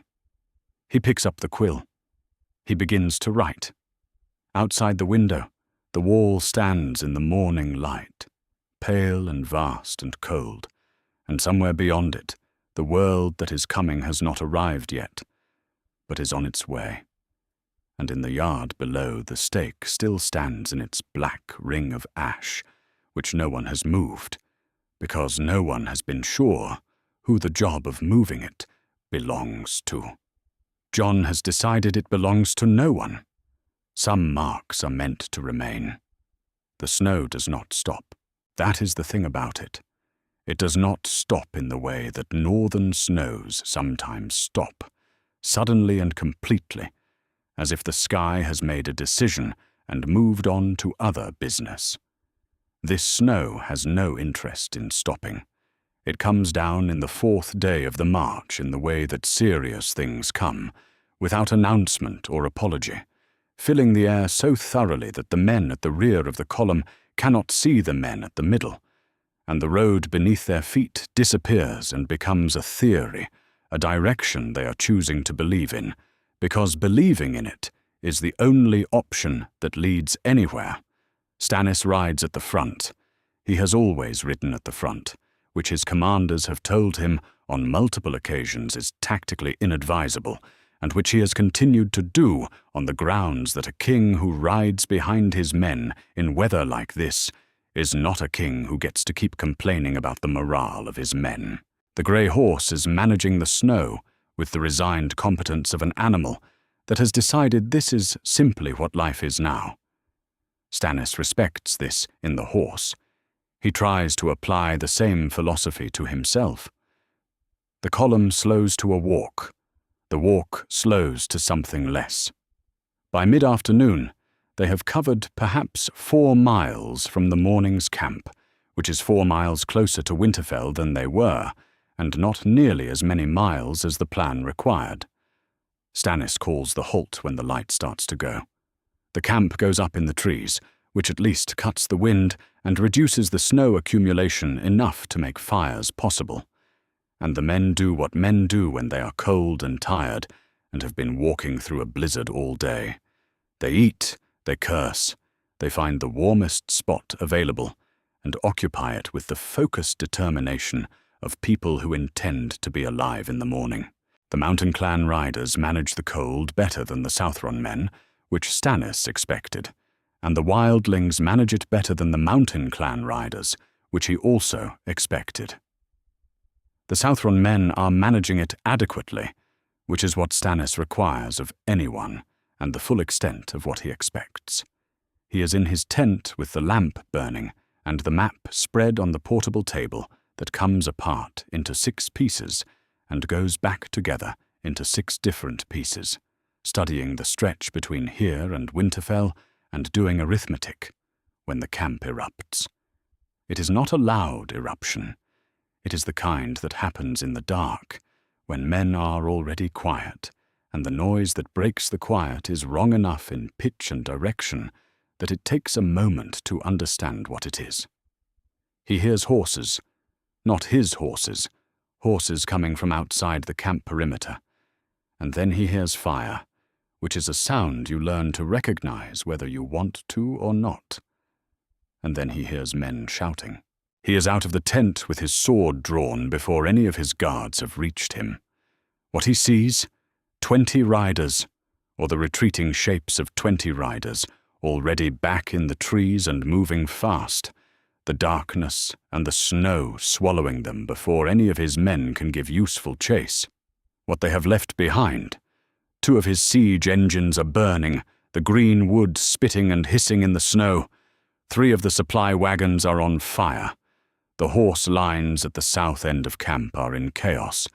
He cannot tell yet how many horses are dead, and how many have simply bolted into the trees, but the number visible is considerably smaller than it was at dusk. His men are already trying to reach the wagons. The snow is doing some of the work. The fires will not spread far in this weather. But what is burning, and what is gone, and neither of those things will improve by morning. Stannis stands in the snow with his sword in his hand and looks at what remains of his siege engines, and thinks about Ramsay Bolton, which is to say, he thinks about a man he has never met who apparently has 20 very good riders, and no particular attachment to the conventions of open warfare. He sheathes his sword. He goes to find his commanders. By the time the accounting is done, it is past midnight, and the snow is still coming down, and the numbers are 2 siege engines destroyed, 3 wagons of grain burned, 11 horses killed, and an uncertain number fled. Not catastrophic. Not yet. But it is the kind of damage that becomes catastrophic if it happens again, and the men who did it are somewhere in the Wolf's Wood, and Stannis has no way of knowing which direction they rode out in, or how far they will be by morning. He goes back to his tent. He sits down at the table with the map in front of him, and the lamp throwing shadows on it, and he does something he does very rarely, which is to allow himself to think about Melisandre. Not with regret. He runs the calculation the same way he runs all his calculations, and the calculation keeps coming out the same. Shireen's life on one side. A priest who had never been right about anything that mattered on the other. The calculation does not change, regardless of how many siege engines are burning. He is not a man who revisits closed decisions, because a man who reopens every decision in the face of difficulty is a man who never actually decides anything at all. But he thinks about her in the specific and limited way that he allows himself to think about useful things that are gone. She would have burned something for this. She would have looked into her fires and told him the smoke and salt and the red star. She would have found a name for the difficulty and given it the shape of a prophecy, and he would have believed her less than half, and found the half-belief useful in ways that pure logic never quite manages to be. An army that believes it is chosen marches differently than an army that believes it is competent. Stannis knows the difference, and knows which one he has now, and he is going to have to find a way to close that gap with something other than prophecy. He looks at the map. He counts the miles. He counts the supplies. He counts the horses. The numbers are uncomfortable. They are not yet catastrophic. He picks up his quill. The letter to Davos is short. Bolton's riders hit the camp. Siege engines gone. Grain reduced by a quarter. Still moving. Need Manderley cavalry and supplies to reach us before we reach Winterfell or the arithmetic turns. How soon can you march? He stares at it for a moment. Then he adds, The snow is not on Bolton's side. It is not on mine either. This is acceptable. Ramsay Bolton chose the comfortable position. I chose the correct one. These are not the same thing. He seals the letter and calls for the Raven Master. Then he writes a second letter, shorter than the first in a different hand, slightly more careful, slightly less blunt. The hand he uses when he is writing to someone who has not yet learned to read his bluntness as a form of respect rather than contempt. He writes, Shireen. He stops. He starts again. I am in the Wolf's Wood. It is snowing. The march is slower than I planned. This is not unusual. Plans are a form of optimism, and I am not, by nature, an optimist. What I am is thorough, and thorough men reach the places they are going. He stops again. He looks at the lamp. He looks at the map. He writes, I hope you are managing the cold at Eastwatch. Stone keeps the heat better than tents. You should have adequate provisions. If you do not, tell the steward and then write to me. And if the steward has not solved it by the time my letter arrives, you may inform him that I will solve it for him when I return, which will not be to his benefit. He pauses, looks at what he has written. It is not a warm letter. He is aware that it is not a warm letter. He writes, I burned the woman so that I would not have to burn you. I want you to understand this. Not because I am asking for gratitude. I am not. But because I want you to know that the decision had a name, and the name was yours. He seals it before he can reread it. Rereading it would mean revising it, and if he revises it, he will take out the last part, which is the only part that matters.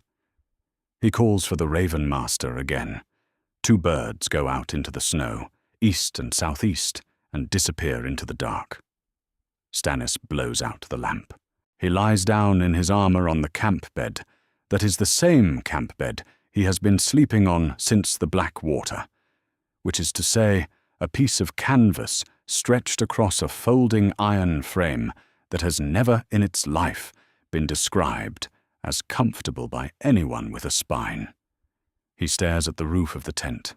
He calculates. Miles to Winterfell. Days of supply. Speed of the storm system, moving east, not fast enough to be out of their way before they need the road clear. Speed of Manderley cavalry moving north and west from White Harbour, assuming Davos has already given the order, which he may have. The possibility that Ramsay Bolton sends his riders again. The possibility that the storm breaks by morning. The likelihood that neither of these goes the way he wants it to. The math does not come out clean. It almost never does. The point is not to get clean math. The point is to know exactly how dirty the math is, so that when something breaks in your favor, you recognize it and move immediately. And when something breaks against you, you have already accounted for it and have a response ready. Stannis closes his eyes. He does not sleep for a long time. Outside the tent, the snow keeps coming, indifferent and total, covering the burned wreckage of the siege engines and the wagon ruts and the boot prints and the hoof marks of 20 riders who are already far away, covering everything equally the way winter covers everything, making the world simple and white and extremely dangerous to anyone who has stopped moving. Stannis has not stopped moving. He will not stop moving. This is the only thing he has ever been completely certain of about himself, and it has served him in places where certainty about anything else was impossible. When everything else is contested, the throne, the prophecy, the love of the people, the loyalty of the lords, this remains. He will not stop. He will march in the morning. He will march the morning after. He will march until he runs out of north, to march through, or until Winterfell is in front of him, whichever comes first. He has already decided which one it will be. The letter arrives on a morning when the sky is the color of old pewter, and the wind off the top of the wall has teeth in it that it did not have a week ago. Jon is in the yard watching two of the younger Black brothers attempt to repair the eastern gate mechanism, which has been failing slowly since before he was elected Lord Commander, and failing faster since the Battle of Castle Black put stresses on it that it was not designed to absorb. The repair involves a great deal of hammering and a modest amount of progress, and a running argument between the two brothers about the correct way to seat a hinge pin that has been going on long enough that Jon has stopped listening to it and is instead watching the wall above them, which is catching the morning light in a way that makes it look almost silver rather than grey. He is thinking about nothing in particular, which is a condition he has learned to value since taking command, because the alternative is thinking about something in particular constantly, which is not sustainable. He is simply standing in the cold, watching men work on a hinge, and being, briefly, not a king or a lord commander or anyone's problem. Then the Raven Master's boy comes across the yard at a pace that is not quite running but is not walking either, and he is holding a message tube, and the way he is holding it, with both hands away from his body, like something that might bite, tells Jon something about the letter before he even sees the seal. He takes the tube. He opens it. He reads. The letter is written on pink-tinged parchment in a hand that is large and aggressive and seems to be making a point about itself with every stroke of the quill. It is sealed with pink wax pressed with a flayed man sigil, which Jon recognizes. He has been expecting something from this direction for weeks. He has been hoping it would not come in this form. It says, in essence, Stannis Baratheon is dead. His host is broken. His false king's name is mud in the wolf's wood. The armies of House Bolton have driven the Pretender's men into the snow, and what the snow has not taken, the Bolton steel has accounted for. The north belongs to its rightful warden. The wall belongs to no king who does not hold the north.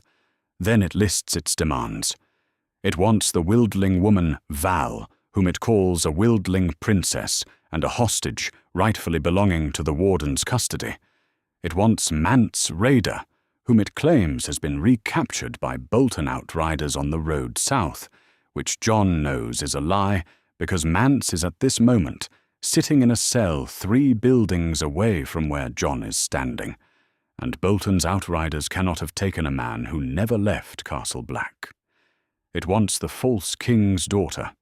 It uses that phrase, the false king's daughter, with the particular satisfaction of someone who has worked out the phrasing in advance and is pleased with it. It gives a name, Shireen Baratheon.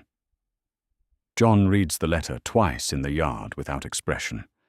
The Raven Master's boy is still standing there, watching him, along with the 2 brothers who are arguing about the hinge pin, who have stopped arguing. Across the yard, 3 of the southern soldiers are looking at him.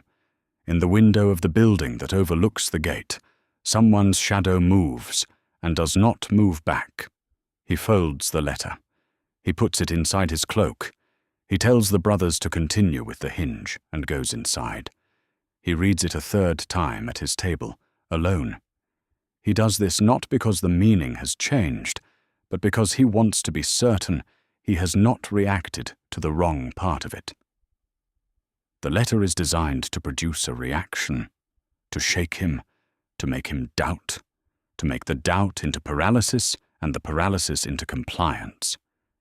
He knows this because it is the only strategy available to a man in Ramsay Bolton's position, which is a man sitting inside a castle who cannot currently reach the people he wants to threaten. The letter is the reaching.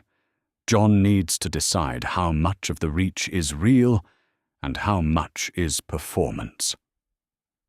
Stannis dead. Jon runs that part carefully. He has no confirming word from any other source.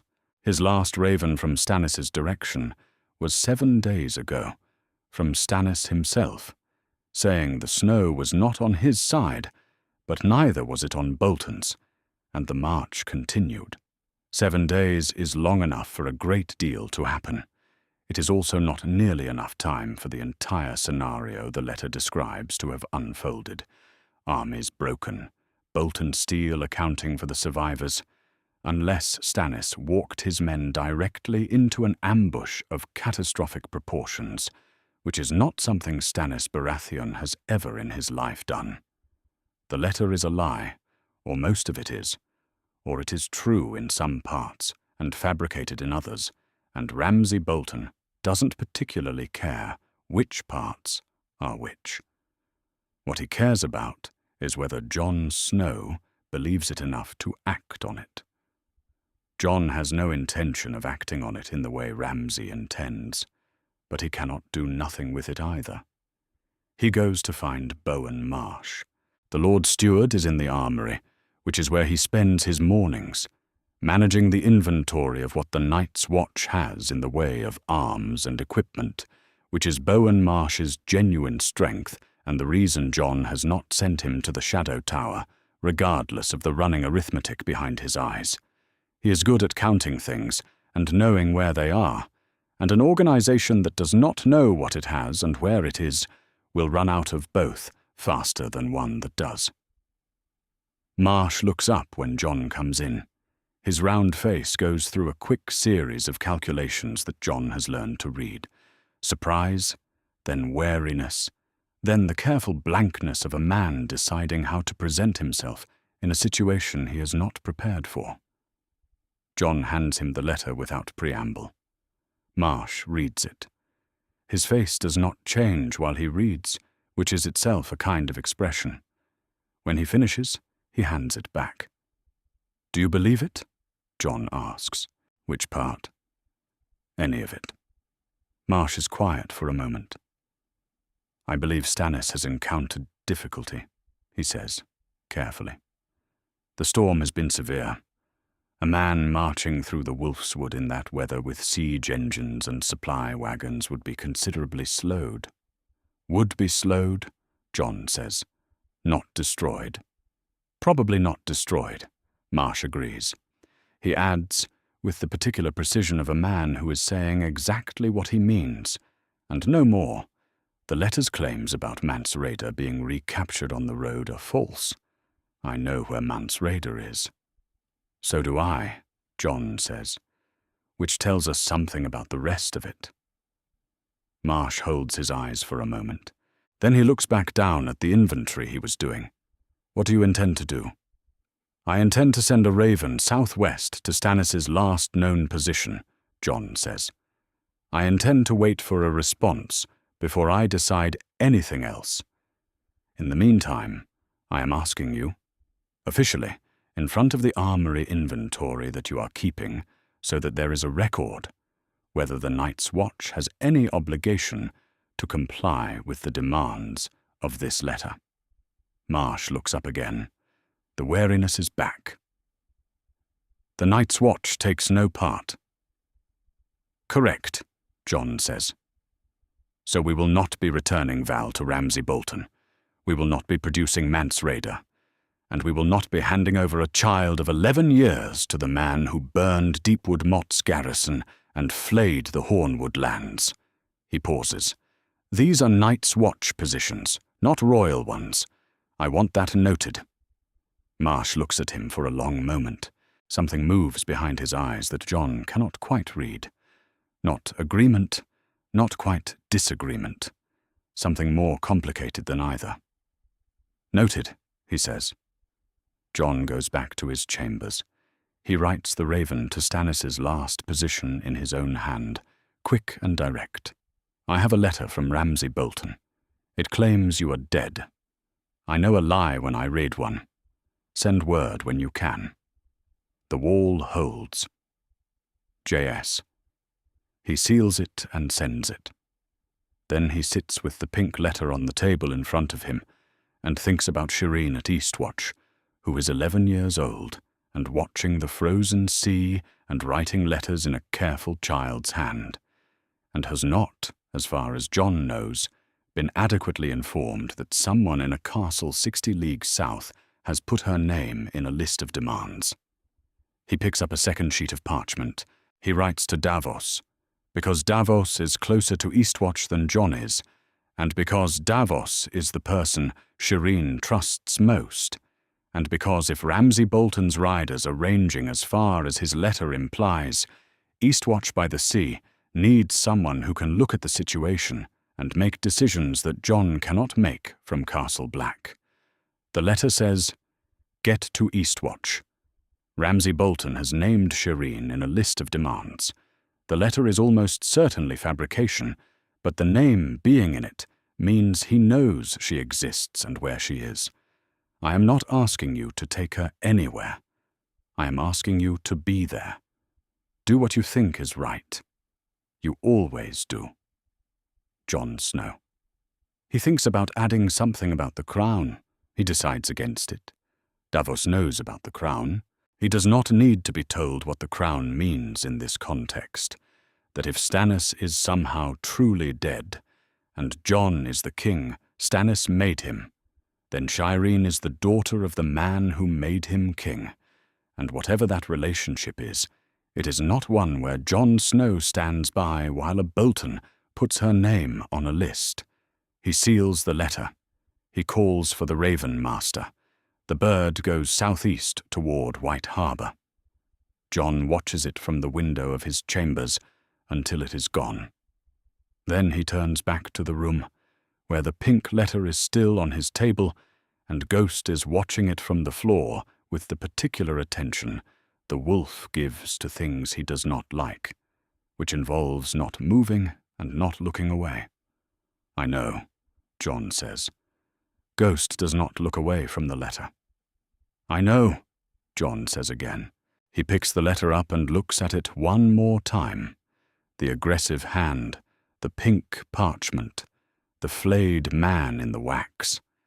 And then he puts it in the chest under his cloak and the crown, because it doesn't deserve the table.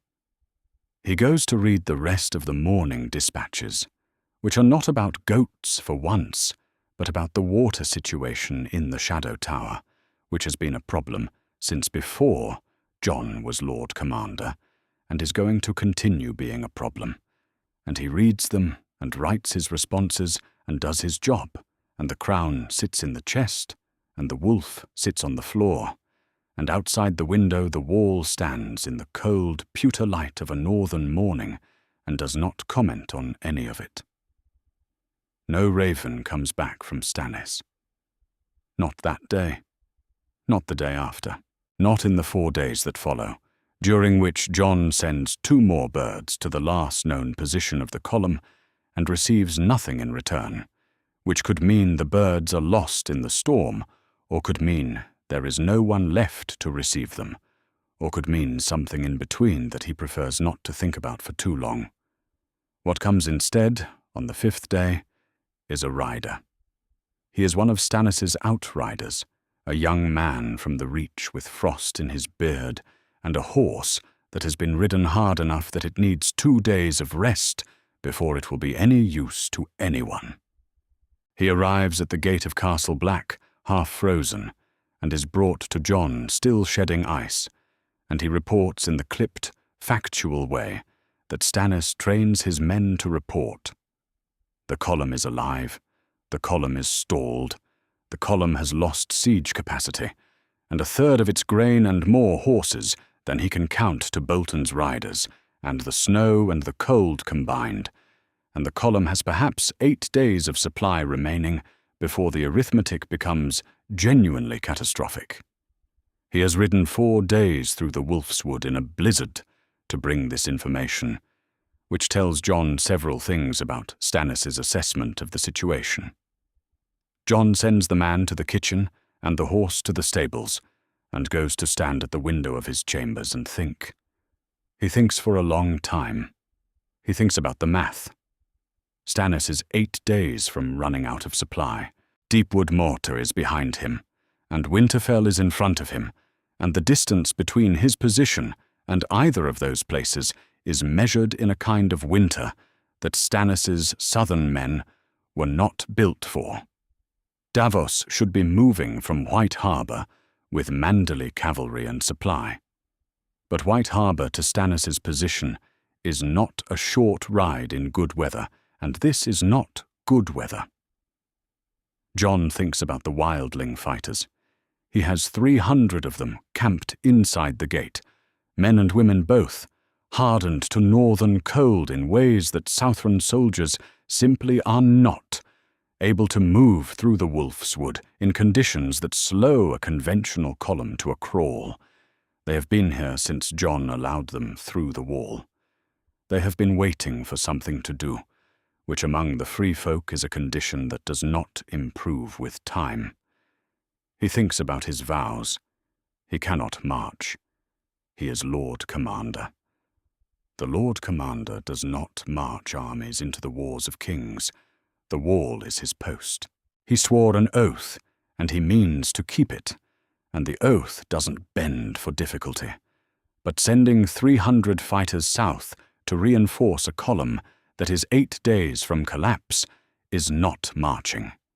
It is a decision about resources, about where the free folk who came through his gate under his authority are going to be positioned. He is not breaking his oath. He is not crossing the wall. He is not riding at the head of an army against a named enemy. He is telling Val to take 300 men into the Wolf's Wood and find the king's column before the math runs out. He knows what Bowen Marsh will say about this distinction. He goes to find Val anyway. She is on the south side of the gate, sitting on an overturned barrel with a knife and a piece of wood. She is shaping into something that might become a spoon, or might become something else, depending on how the afternoon goes. She looks up when Jon comes over and doesn't put down the knife. 300, Jon says. Southwest from here, into the Wolf's Wood. Stannis' column is stalled about 60 miles out. They need fighters who can move in this weather, and they need them in the next few days before the supply situation becomes something worse than stalled. Val looks at him for a moment. You're not going. I'm not going. But you want me to. I want you to take the fighters south if you're willing. I'm not ordering the free folk anywhere. They go where they choose. But I'm asking. Val looks at the piece of wood in her hand. She turns it over once. 60 miles in this snow, moving fast. We could be there in 3 days. Possibly 2 if the trees give enough cover to keep the drifts down. She sets the wood and the knife on the barrel beside her and stands up. She is taller than Jon by a finger's breadth, which she has never commented on, and which Jon has noticed anyway. Among the free folk, she says, a king asks. He doesn't command. And you asked. Does that mean yes? It means I'll talk to the fighters, she says. And then yes. The announcement is made in the yard. Jon does not intend it to be an announcement. Exactly. He intends to speak to the wildling fighters gathered near the south gate and explain the situation and give them the choice Val said they would need to be given. But the yard at Castle Black is not a large yard, and sound carries, and by the time Jon has spoken for 30 seconds, there are Black brothers and Southern soldiers, both drifting toward the gathering, the way men drift toward anything that is happening in a place where not enough is happening. He says, Stannis' column is stalled 60 miles southwest. It has 8 days of supply left, and siege engines gone, and not enough horses. 300 of the free folk fighters will march from here this afternoon to reinforce the column and get it moving again. This is a decision of the Lord Commander, of the Night's Watch, about where the wildling fighters who came through the wall under my authority are going to be. It is not a violation of the Watch's neutrality, because the Watch is sending no Black brothers south. The Watch is continuing to hold the wall. He says it clearly and without apology. He finishes. And Bowen Marsh steps out of the crowd. He does not shout. He has never been a man who shouts, It is one of the more frustrating things about him, from Jon's perspective, that his challenges always come in the measured register of a man who is completely certain he is right. He steps into the space between Jon and the gathered crowd, and he says, in a voice that the whole yard can hear, "That is not the Lord Commander speaking." The yard goes still. "That is a king," Marsh says, "using the office of the Lord Commander as a shield for a royal military decision. You are not sending wildling fighters to reinforce a wall defense. You are reinforcing a king's army in a war between claimants to the Iron Throne." "And the Night's Watch takes no part," Jon looks at him. "The Night's Watch takes no part in the wars of men," he says. "The dead are not men. Stannis Baratheon's war is not against the dead. It is against the Boltons. Stannis Baratheon's war is the reason there will still be a North standing when the dead arrive," Jon says. "If the North falls to the Boltons and the Iron Throne, there will be nothing between the Wall and King's Landing when the Wall comes down. And the Wall will come down, Bowen. Not because I believe in prophecy, because I have been beyond it, and I have seen what is out there, and it does not negotiate, and it does not stop." "We swore an oath," Marsh says. He says it quietly, which is worse. "We swore to take no wife, hold no lands, father no children. We swore to wear no crowns." He looks at the iron circlet on Jon's head. "Jon put it on this morning without thinking about it, the way you put on a cloak when it is cold, because it was there and because the habit of it has grown without him noticing. We swore to live and die at our post, not at Stannis Baratheon's post. Ours." "And I am at my post," Jon says. "I am standing in this yard." "You are standing in this yard, wearing a crown, and sending an army to fight for a king." The silence in the yard has a particular quality.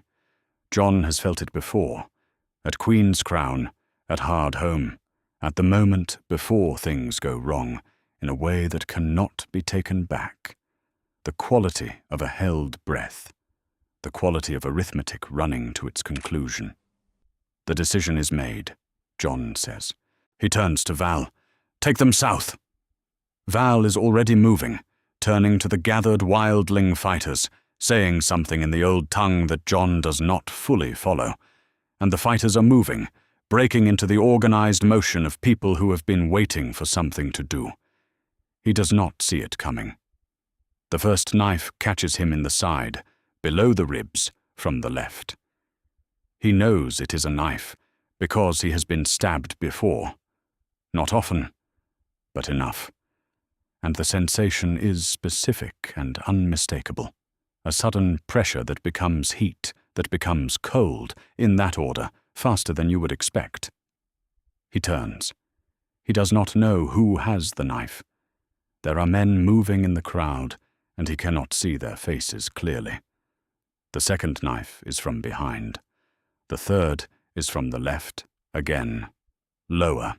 He reaches for Longclaw and finds it and draws it. But drawing it is not the same as being able to use it, and the world has begun to tilt in the particular way that means the body is making decisions the mind has not approved yet. He hears woon woon somewhere. That sound is unmistakable, the bellow of something large and very angry. And he hears men shouting and the wildlings scrambling, and he thinks, with the clarity that comes at these moments, about Stannis riding into the Wolfswood in the dark, and about a letter in a child's hand asking whether it hurt, and about a crown in a chest under a cloak. He thinks, the crown is in the chest. He did not put it there this morning. He put it on. He is wearing it. He looks down at the ground where he is now kneeling. He does not remember deciding to kneel, and the crown is there, on the snow in front of him, knocked loose, the iron circlet sitting in the dark at the edge of the shadow of the wall. He thinks about Ghost. He does not know where Ghost is. He did not think to call for Ghost before this started, which was a failure of preparation, which is not the kind of failure Stannis would have made. He thinks, "Ghost." He says it, or tries to. He does not know if it comes out as a word or as something else. The cold is total now, the cold that is not the weather but something more fundamental, and the yard has become very quiet or very loud, he cannot determine which, and the last clear thing he sees before the grey closes in is the crown on the snow and the wall above it, 300 miles of ice going east and west, and he thinks that it is very beautiful, actually, the wall in the winter light, and that he has never adequately appreciated this. Then the grey closes in, and from somewhere in it, very close, he hears Ghost. The yard is quiet in the way that places are quiet after something has happened in them that cannot be undone. Jon Snow is on the ground near the south gate. He is on his side, not on his back, which means someone moved him, or he moved himself, and no one present can say with confidence which. The snow around him is red. The iron crown that was knocked from his head is a foot away from his outstretched hand, sitting upright in the snow as if someone placed it there deliberately, which no one did. Longclaw is still in his hand, or was. It has fallen now, half buried, the pale blade catching the grey light. The men who did it are standing in a loose group near the wall of the lance. There are 4 of them, or 5.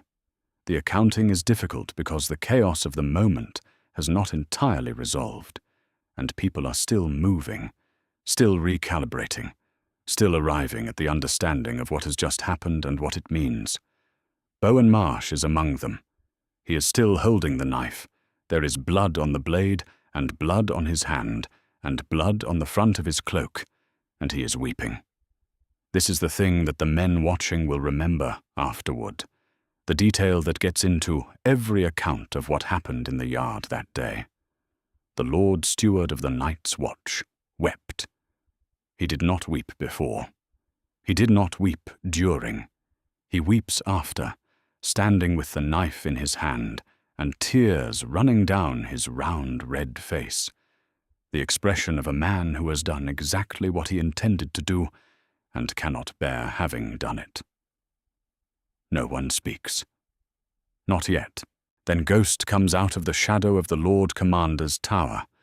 He has been there the whole time, or perhaps he arrived with the chaos and no one noticed him, because the chaos was the thing to notice. It is difficult to say. What is certain is that he is there now, moving into the yard in the low-shouldered way that wolves move when they are not hunting, but are thinking about it, and the men near the wall of the lance take several large steps back without appearing to decide to do so. Ghost is white. He is white in the way that the wall is white, without variation or compromise, and his eyes are red, and he moves through the red snow around Jon without looking at it, as if the red snow is simply where he is going, and the colour of it is not relevant. He circles Jon once. Then he lies down beside him. He does not press against Jon, the way a dog presses against a sleeping person, for warmth. He lies parallel to Jon with perhaps 6 inches between them, and he puts his great head down on his forepaws, and he looks at the men near the lance with his red eyes, and he does not blink. The men near the lance do not approach. Bowen Marsh has stopped weeping, or has stopped visibly weeping.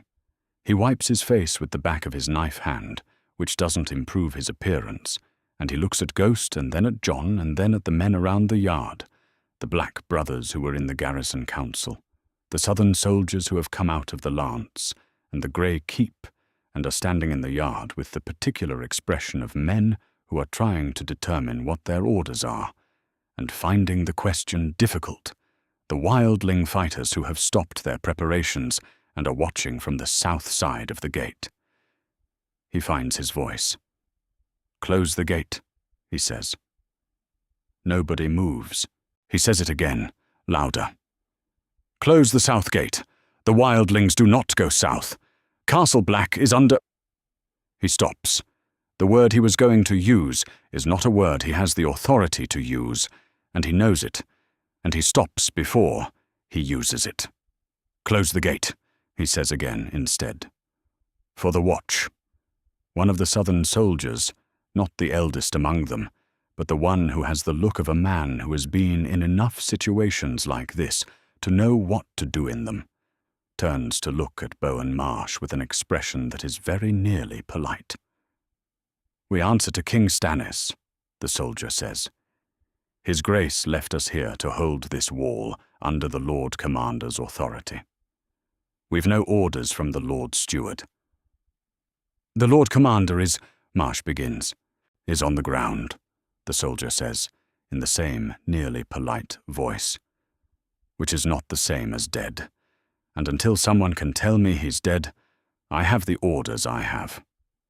He looks at Ghost, who is still looking at the lance, with unblinking red eyes. And I'm not walking past that wolf, he adds, with the tone of a man stating a practical fact rather than expressing a preference. The gate does not close. Val has been watching all of this from the south side of the gate, standing in the middle of the 300 wildling fighters who have been in various stages of preparation to march since Jon made the announcement. She has not moved since the stabbing. She has been still in the way she is still when she is thinking, which looks like stillness, but is actually a very fast internal process arriving at conclusions. She looks at Jon on the ground and Ghost beside him. She looks at Bowen Marsh near the lance with his bloody knife and his red eyes. She looks at the iron crown sitting upright in the snow. She does not pick up the crown. That is not her right, and she knows it, and she would not take it even if it were. Among the free folk, there is no tradition of inheriting a dead chief's authority by picking up his things. You lead because men follow you, or you do not lead. That is all. She turns to the fighters. The king sent us south, she says, in the old tongue that most of them share.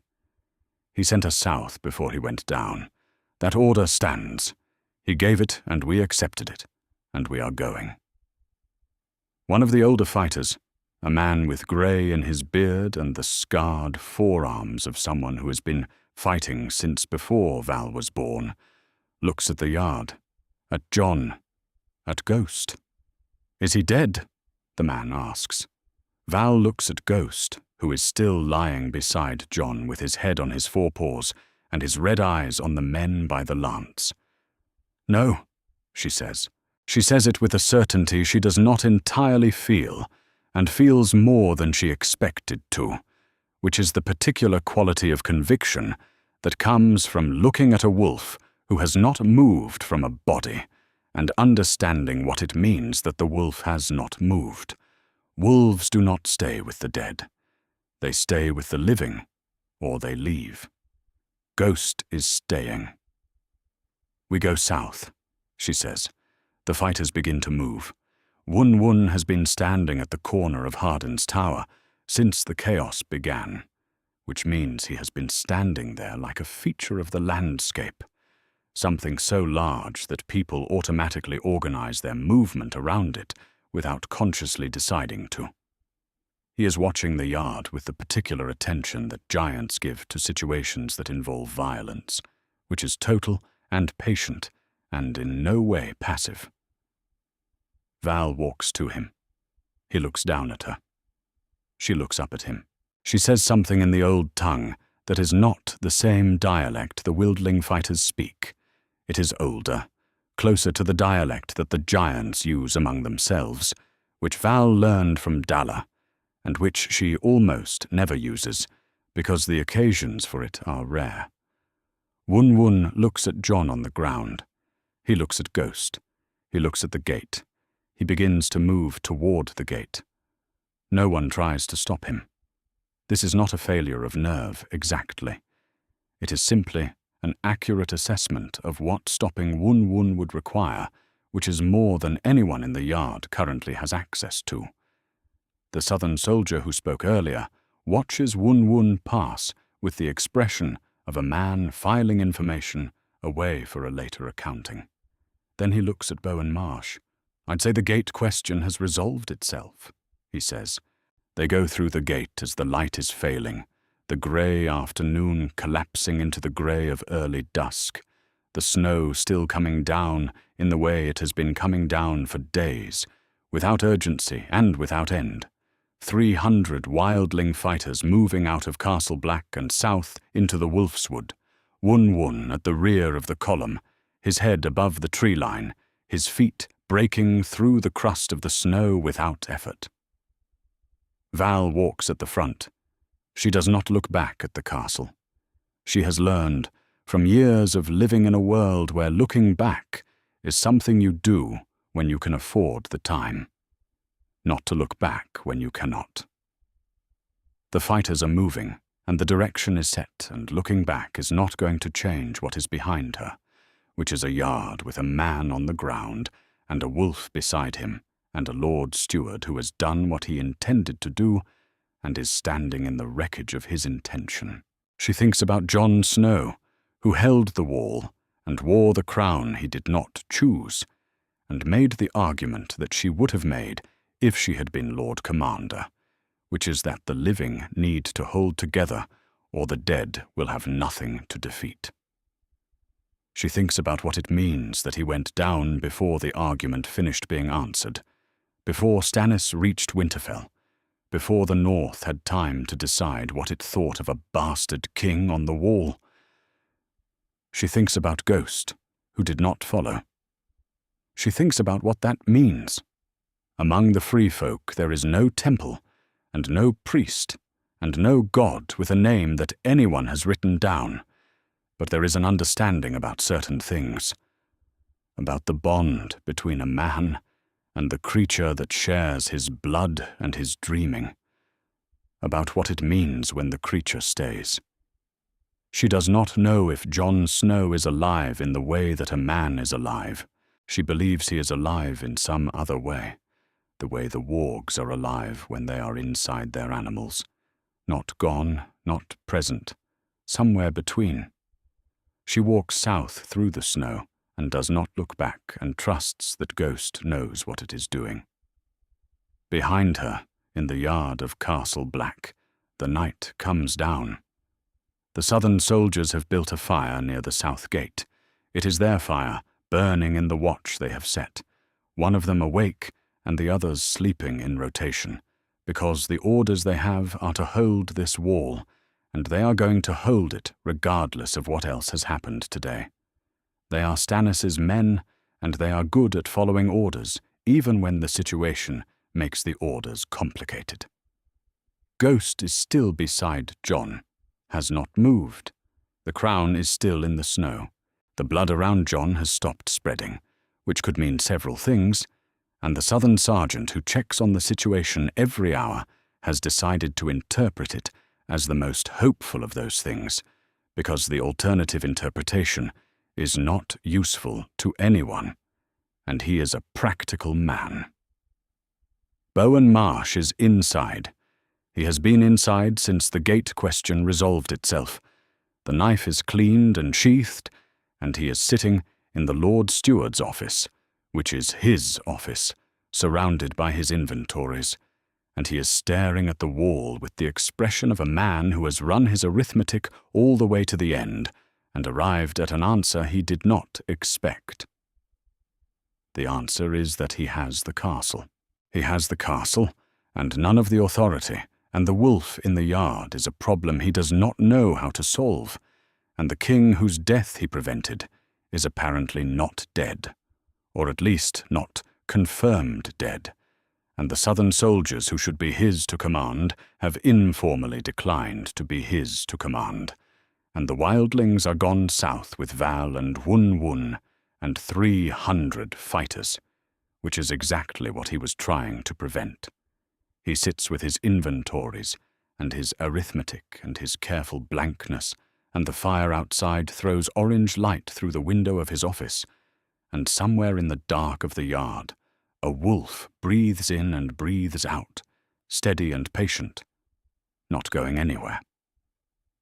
The sentries see them first at the edge of the tree line, which is where things you do not expect always appear, at the boundary between what you can see and what you cannot, in the gap between the known ground and the dark. There are 300 of them, moving out of the wolf's wood in the grey morning light, in the way that the free folk move through forest, which is without noise, and without the particular silhouette that a column of soldiers makes, not a line but a spreading, the way water spreads when it finds a way through. The sentries have their bows up before they register what they are looking at, which is a woman walking at the front of the column alone, hands visible, moving without haste toward the camp. The order to loose does not come. The sentry on the right keeps his eye on the woman, and the sentry on the left keeps his eye on the thing at the back of the column that is taller than the trees, and neither of them gives the order, because neither of them is senior enough to give an order that cannot be taken back, and also because the thing at the back of the column being taller than the trees is a significant piece of new information that takes a moment to fully process. The woman stops 30 feet from the nearest fire and calls out in the common tongue, "I am Val. I come from Castle Black. Jon Snow sent us. Take me to the king." Stannis receives her in his tent, which is the tent he has been using since Deepwood Motte, which is to say, a tent that has been struck and reassembled so many times in the last weeks that its structure is more optimism than canvas at this point. He is standing at the portable table with the map in front of him when she comes in, and he looks at her with the flat, dark eyes that give away nothing and miss nothing, and he waits for her to speak. Val looks around the tent. She looks at the map. She looks at Stannis. She has met kings before, in the way that people who live beyond the wall meet kings, as men with the luck or the ruthlessness to hold a following, not as something fundamentally different from other men. Stannis does not look like a man who got where he is through luck. 300 fighters, she says, accustomed to this weather. They can move faster than your column, and they can fight in snow that stops your Southron men. Jon Snow sent them. I know why they're here, Stannis says. I sent for them. He studies her for a moment. Where is Jon Snow? Val does not look away. He went down, she says, before we marched. His own men. 3 of them, maybe 4. The Lord Steward. The tent is quiet. Stannis stands very still in the way he stands still when he is running arithmetic, which looks like a man who has stopped entirely, but is actually a man moving very fast inside. His jaw is set and his heavy brow is down, and his dark blue eyes are doing something that is not quite what anyone watching would call grief, but that is also not nothing. Is he dead? Stannis asks. Val says, his wolf wouldn't leave. Stannis looks at her for a long moment. He has spent enough time at Castle Black to know what the direwolf means, what Jon's relationship to Ghost means, what it tells you about Jon Snow that is not visible on the surface. He has watched the wolf in the yard enough times to understand, in the practical way that Stannis understands most things, that the wolf is not decorative. Then he may not be, Stannis says. He turns back to the map. Val reads this as a dismissal in the sense that the conversation about Jon is complete, not in the sense that she is meant to leave. She stays where she is, which Stannis does not acknowledge because he is already moving pieces in his head. How fast can your fighters move? He asks, still looking at the map. Through this snow? Faster than your column by half. We don't have wagons. I don't need wagons anymore, Stannis says. I need to reach Winterfell in 4 days. If I can do that, supply becomes Winterfell's problem rather than mine. He looks up. Can you get your fighters to the south end of the Wolfswood before the column?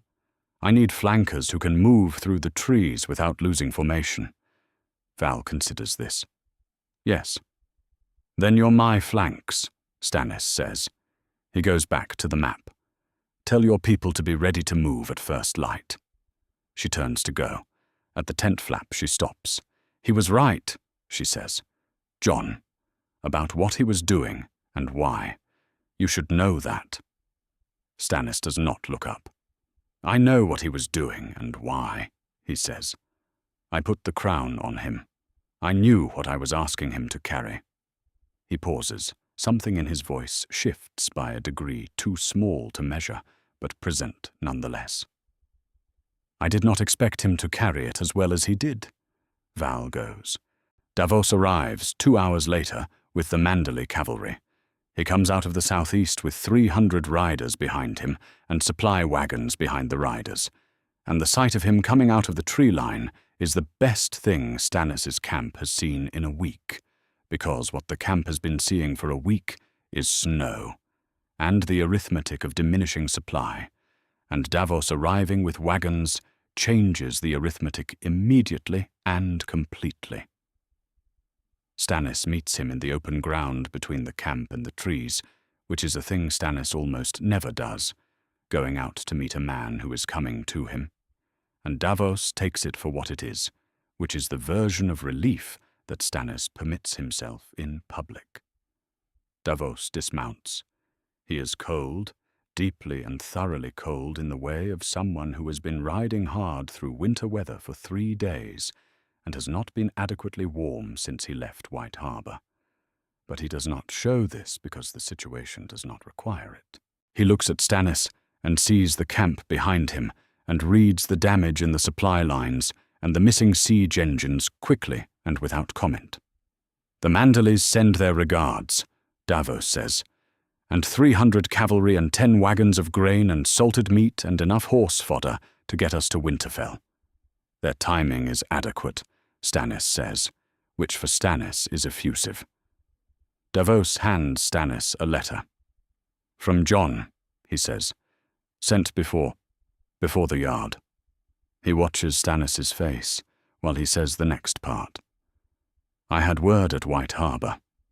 A rider came in while I was loading the wagons. He said Jon went down. Val told me, Stannis says. He looks at the letter. His wolf didn't leave. Davos stands with the cold in his bones and the frost in his beard and thinks about a 17-year-old boy in the snow with his brother's knives in him and a wolf that wouldn't leave. And he thinks about Shireen at Eastwatch, writing letters in her careful, unpracticed hand, and he thinks about the letter in his own cloak, the one she wrote him 3 weeks ago that he has read so many times the folds are wearing through, and he does not say any of what he is thinking, because there is nothing useful in saying it yet. The castle is holding, Davos says instead. The southern soldiers. They didn't follow Marsh. The gate stayed open. Stannis nods once, the way he nods when information confirms a calculation he has already made. He tucks Jon's letter inside his cloak. Show me the supply inventory, he says. Then we march. They march. They march the way Stannis marches, which is without ceremony or delay, the column forming up in the cold morning, with the Manderley cavalry on the right flank, and the wildling fighters spread through the trees on both sides, and the mountain clan riders ranging ahead to feel out the road. It is not the army Stannis planned. It has fewer siege engines, and more cold and considerably more wildlings than he anticipated when he left Castle Black. It is the army he has. 5,000 men moving southeast through the Wolfswood toward Winterfell, the banners snapping in the wind off the trees, the mountain clan sigils and the golden stag of House Baratheon, and the blue and white of the Manderleys all moving together through the grey light, churning up the snow. Stannis rides at the front. On the second day of the renewed march, in his tent in the evening, He reads Jon's letter.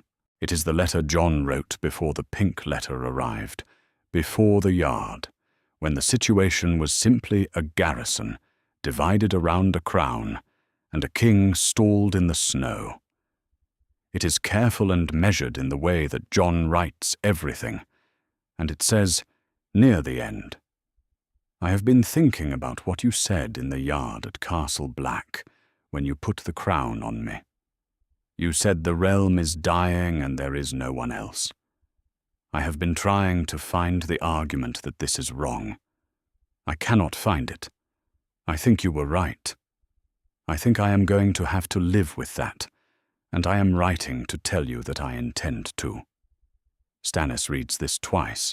He folds the letter and puts it back in his cloak. He looks at the map, where the distance to Winterfell is now measurable in 2 days' march rather than weeks, where the positions of the Bolton forces are marked in the estimations of the Outriders, where the road runs southeast through the last of the Wolfswood and out onto the open ground before the castle's walls. He thinks about a 17-year-old writing that he intends to live with something. He thinks about what that requires of the 17-year-old. A raven comes in the morning, forwarded from Castle Black by one of the southern soldiers, who has apparently decided that the Lord Steward's authority doesn't extend to the Raven Tower. The letter is small and folded in the way of letters that have been sent in a hurry, and the seal is a crude anchor and wave pressed in plain wax by someone without a proper seal. It is from Shireen. It is addressed to Stannis, not Davos, which is different from the letters she usually writes. It says, "Father, Ghost is still in the yard. The men who stabbed him won't go near the wolf. The southern soldiers are keeping watch. Sir Axel says Jon Snow is dead, but the southern soldiers say he is not dead, and the wolf agrees, and I agree with the wolf. Come home soon." Shireen Stannis holds the letter for a long time. Then he gives it to Davos, because Davos should have it, because Davos is the one who taught her to write letters, and who she calls home, even when home is wherever Davos currently is. Davos reads it. He does not say anything for a moment. Then, "She's right about the wolf." "She usually is," Stannis says, "about the things that matter." He turns his horse and rides to the front of the column. He does not look back. The Wolfswood is thinning now, the trees pulling back, and ahead through the gaps in the branches he can see the grey sky opening up and the flat ground beginning. And somewhere in the distance, not yet visible, Winterfell is waiting. "Forward," Stannis says. They march. Winterfell does not fall cleanly. Nothing Stannis Baratheon has ever taken has fallen cleanly, which is one of the things he has come to accept about himself and his relationship with victory, that it always costs more than the plan anticipated, and that the cost is always paid in the currency of men rather than the cleaner currencies of time or gold. The Bolton garrison fights. Of course it fights.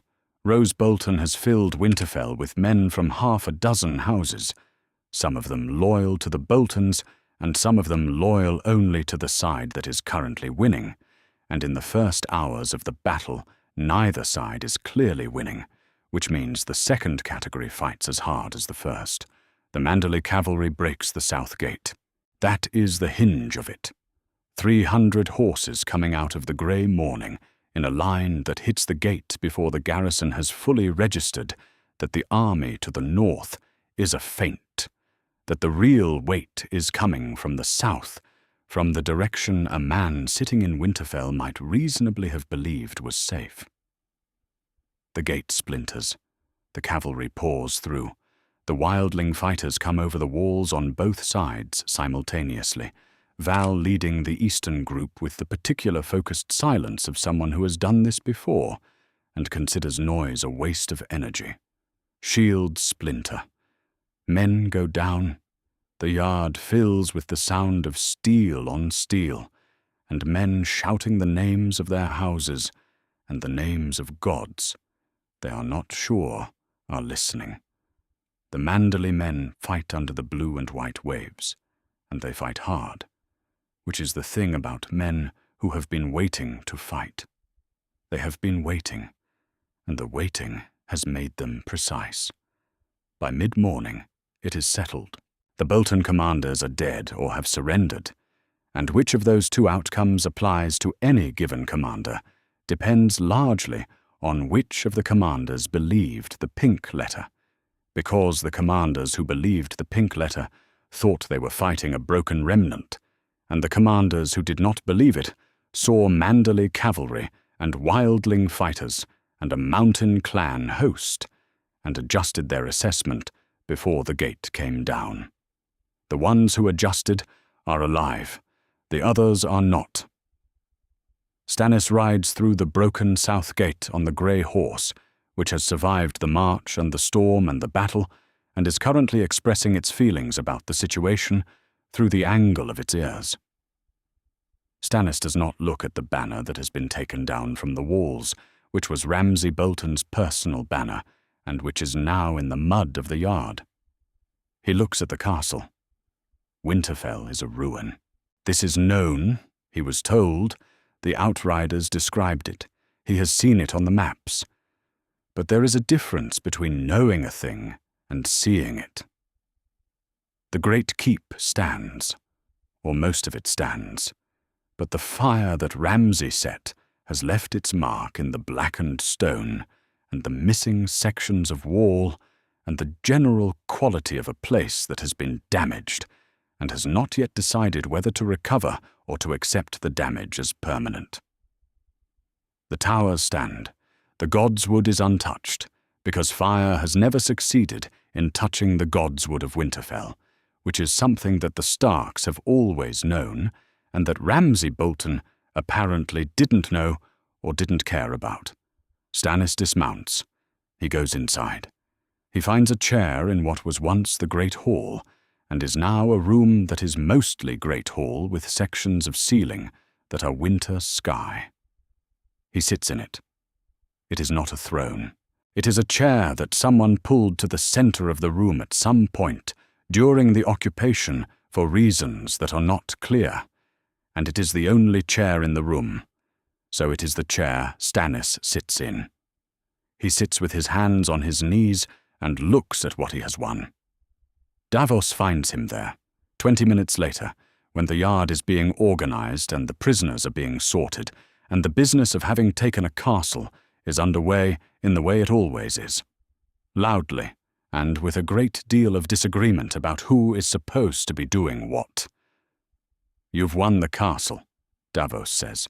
"I've won a burned ruin," Stannis says. "What I've won is the name." He looks at the open ceiling, where the winter sky is the particular grey that comes after a storm has passed, a grey that is lighter than the grey of the storm itself, almost silver at the edges. Winterfell. That's what I've won. Not the stones. The name. Davos stands in the doorway of the ruined Great Hall and looks at Stannis, sitting in the chair in the middle of it, and thinks about how long it has been since he first saw this man, on the walls of Storm's End during Robert's rebellion, a young lord who would not surrender, even when surrender was the rational choice, who held his castle on principle and nearly starved for it and would do it again tomorrow without hesitation. "It's enough," Davos says. "The name is enough." Stannis does not respond. He is already thinking about the next part. The Raven comes an hour later. It arrives from Castle Black, forwarded with unusual speed. One of the southern soldiers who has apparently made the Raven Tower his personal project, since the Lord Steward ceased to be the effective authority. The message tube is unsealed, which means it has been opened and read by whoever sent it on, and attached to the original message is a short addition in a different hand that says only, "I thought you would want this immediately." We are holding. The original message is also short. It is written in the plain, functional hand of a soldier reporting to his commanding officer, and it says, "Jon Snow woke this morning in the yard. He was with the wolf. He has not spoken yet. He is sitting in the Lord Commander's chair. He appears to be alive. We are not sure of the extent of injury. We thought you should know." Stannis reads it. He reads it again. He holds it out to Davos without a word. Davos reads it. He puts his hand over his face for a moment, which is not a thing Davos usually does, and then takes it down again and looks at the letter, and then at Stannis. "He's alive," Davos says. "He's alive," Stannis says. Neither of them says anything else for a moment. There is nothing particularly useful to say. The arithmetic has updated, and the result is considerably better than either of them had allowed themselves to calculate on, which does not require words so much as a moment to register. Stannis stands. He goes to the portable table that has been set up against one of the intact walls of the Great Hall, where the map is already spread and weighted. He picks up a quill. He writes quickly, in his blunt, hitting the parchment hand, and the letter he writes goes to every lord who received Jon's raven from Castle Black 3 weeks ago, and to the Glover Seat, and to Bear Island, and to every northern house that sent back a raven that said, "We are listening." The letter says, "Winterfell stands. The Bolton hold on the north is ended. The king in the north lives. Rally to the wall." He signs it with his own name, and with Jon's, side by side, which is a thing that has not been done in the history of the Seven Kingdoms, a southern king and a northern king signing the same letter, and which Stannis does without commentary, because it is the accurate representation of the situation, and accuracy is the only standard he applies. He seals it with the golden stag. Then he calls for the Raven Master and sends it to every bird in Winterfell's tower, which is not many. The ravens at Winterfell have not been well maintained during the Bolton occupation. But enough. The raven reaches Castle Black the next morning.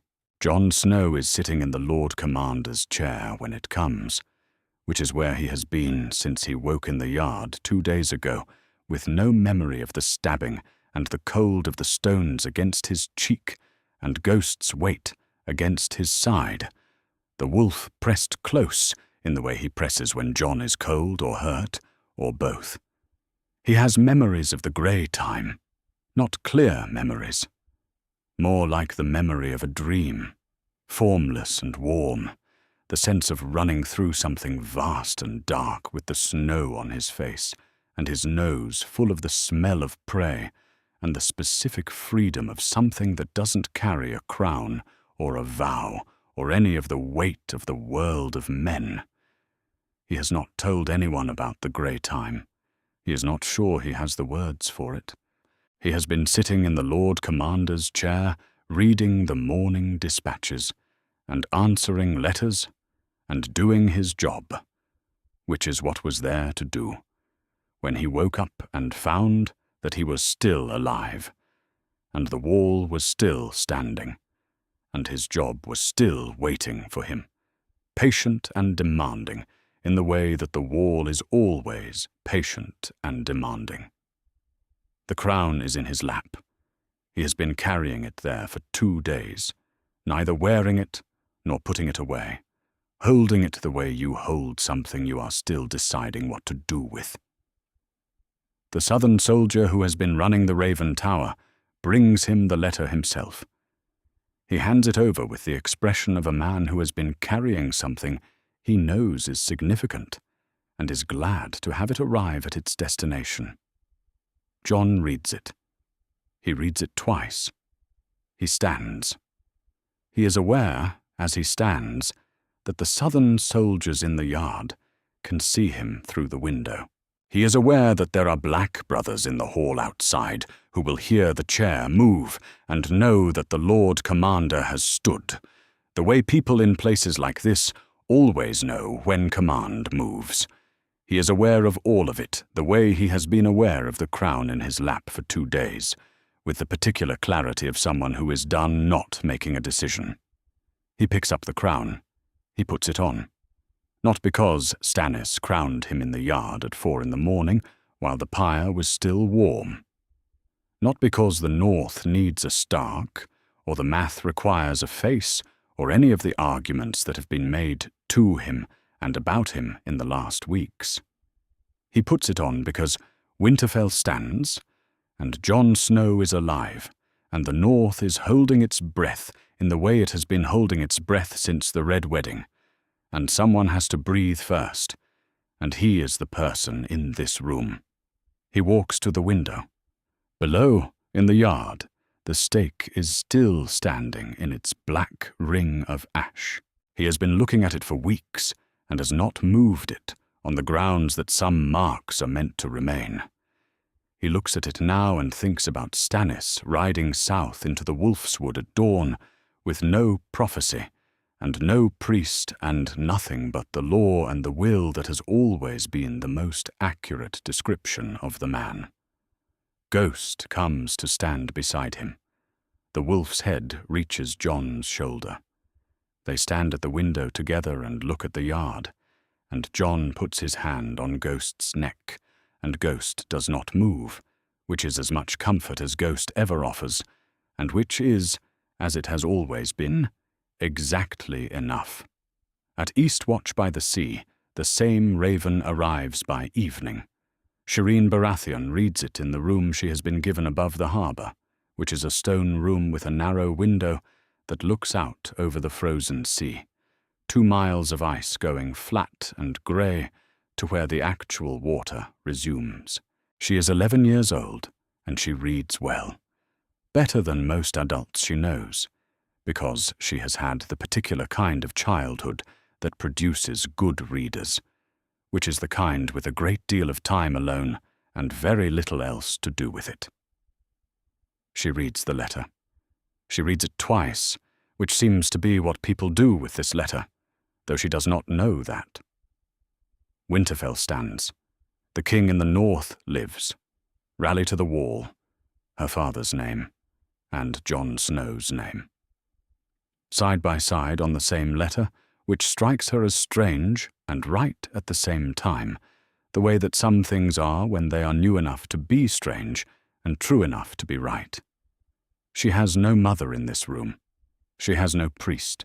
She has a court of men who answer to her father, who is in Winterfell, and she has a king at Castle Black who wrote to her once that the crown was on his table and he didn't know what to do with it. And she has a letter from Davos, received last week, that says, "I am coming. It will not be long." She is not frightened. She told Davos she was not frightened weeks ago, and it was true then. And it is true now, though the nature of the not frightened has shifted. She was not frightened before, because she refused to be. She is not frightened now because the letter says Winterfell stands, and her father does not lie about things like that. And if Winterfell stands, then the arithmetic is different than it was. And the arithmetic being different means the thing she has been waiting for, the thing everyone has been waiting for, since the Red Wedding, since the Bolton banners went up, since the North went quiet, is no longer a question of whether, but only of when. She goes to the window and looks at the frozen sea and thinks about the summer she can barely remember, when the sea was blue and the sky above it was the particular blue that the sky is when summer has been going for years. And the cold is a thing that happens in other places. Winter is here. She knows this. She has known it since she was old enough to understand what the Stark words mean, and she has understood them longer than she has been able to read them, because some things you learn in your bones before you learn them in letters. But Winterfell stands.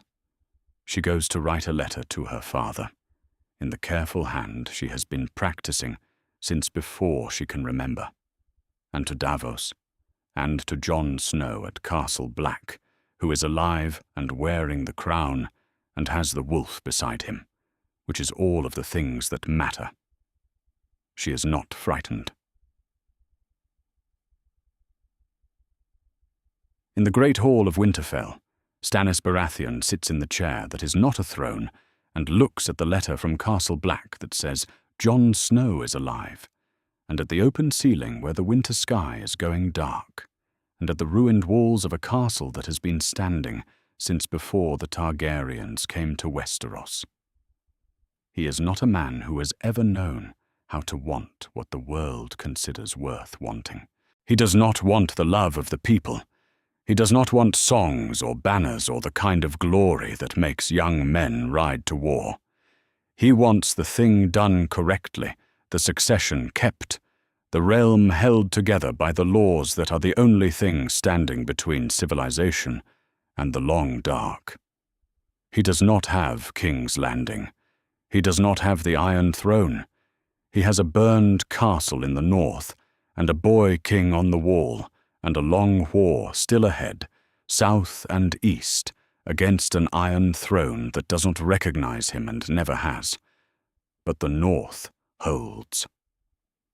Jon Snow lives, and in the godswood of Winterfell, the heart tree stands with its carved face, ancient and red-eyed and patient, the way it has always stood, waiting for the Starks to come home. Stannis Baratheon sits in the chair in the middle of the ruined Great Hall and plans the next part. That's our theory. Westeros is a land filled with exciting stories and possibilities, and we love exploring them. If you want to accompany us on this journey across the 7 kingdoms and beyond, then please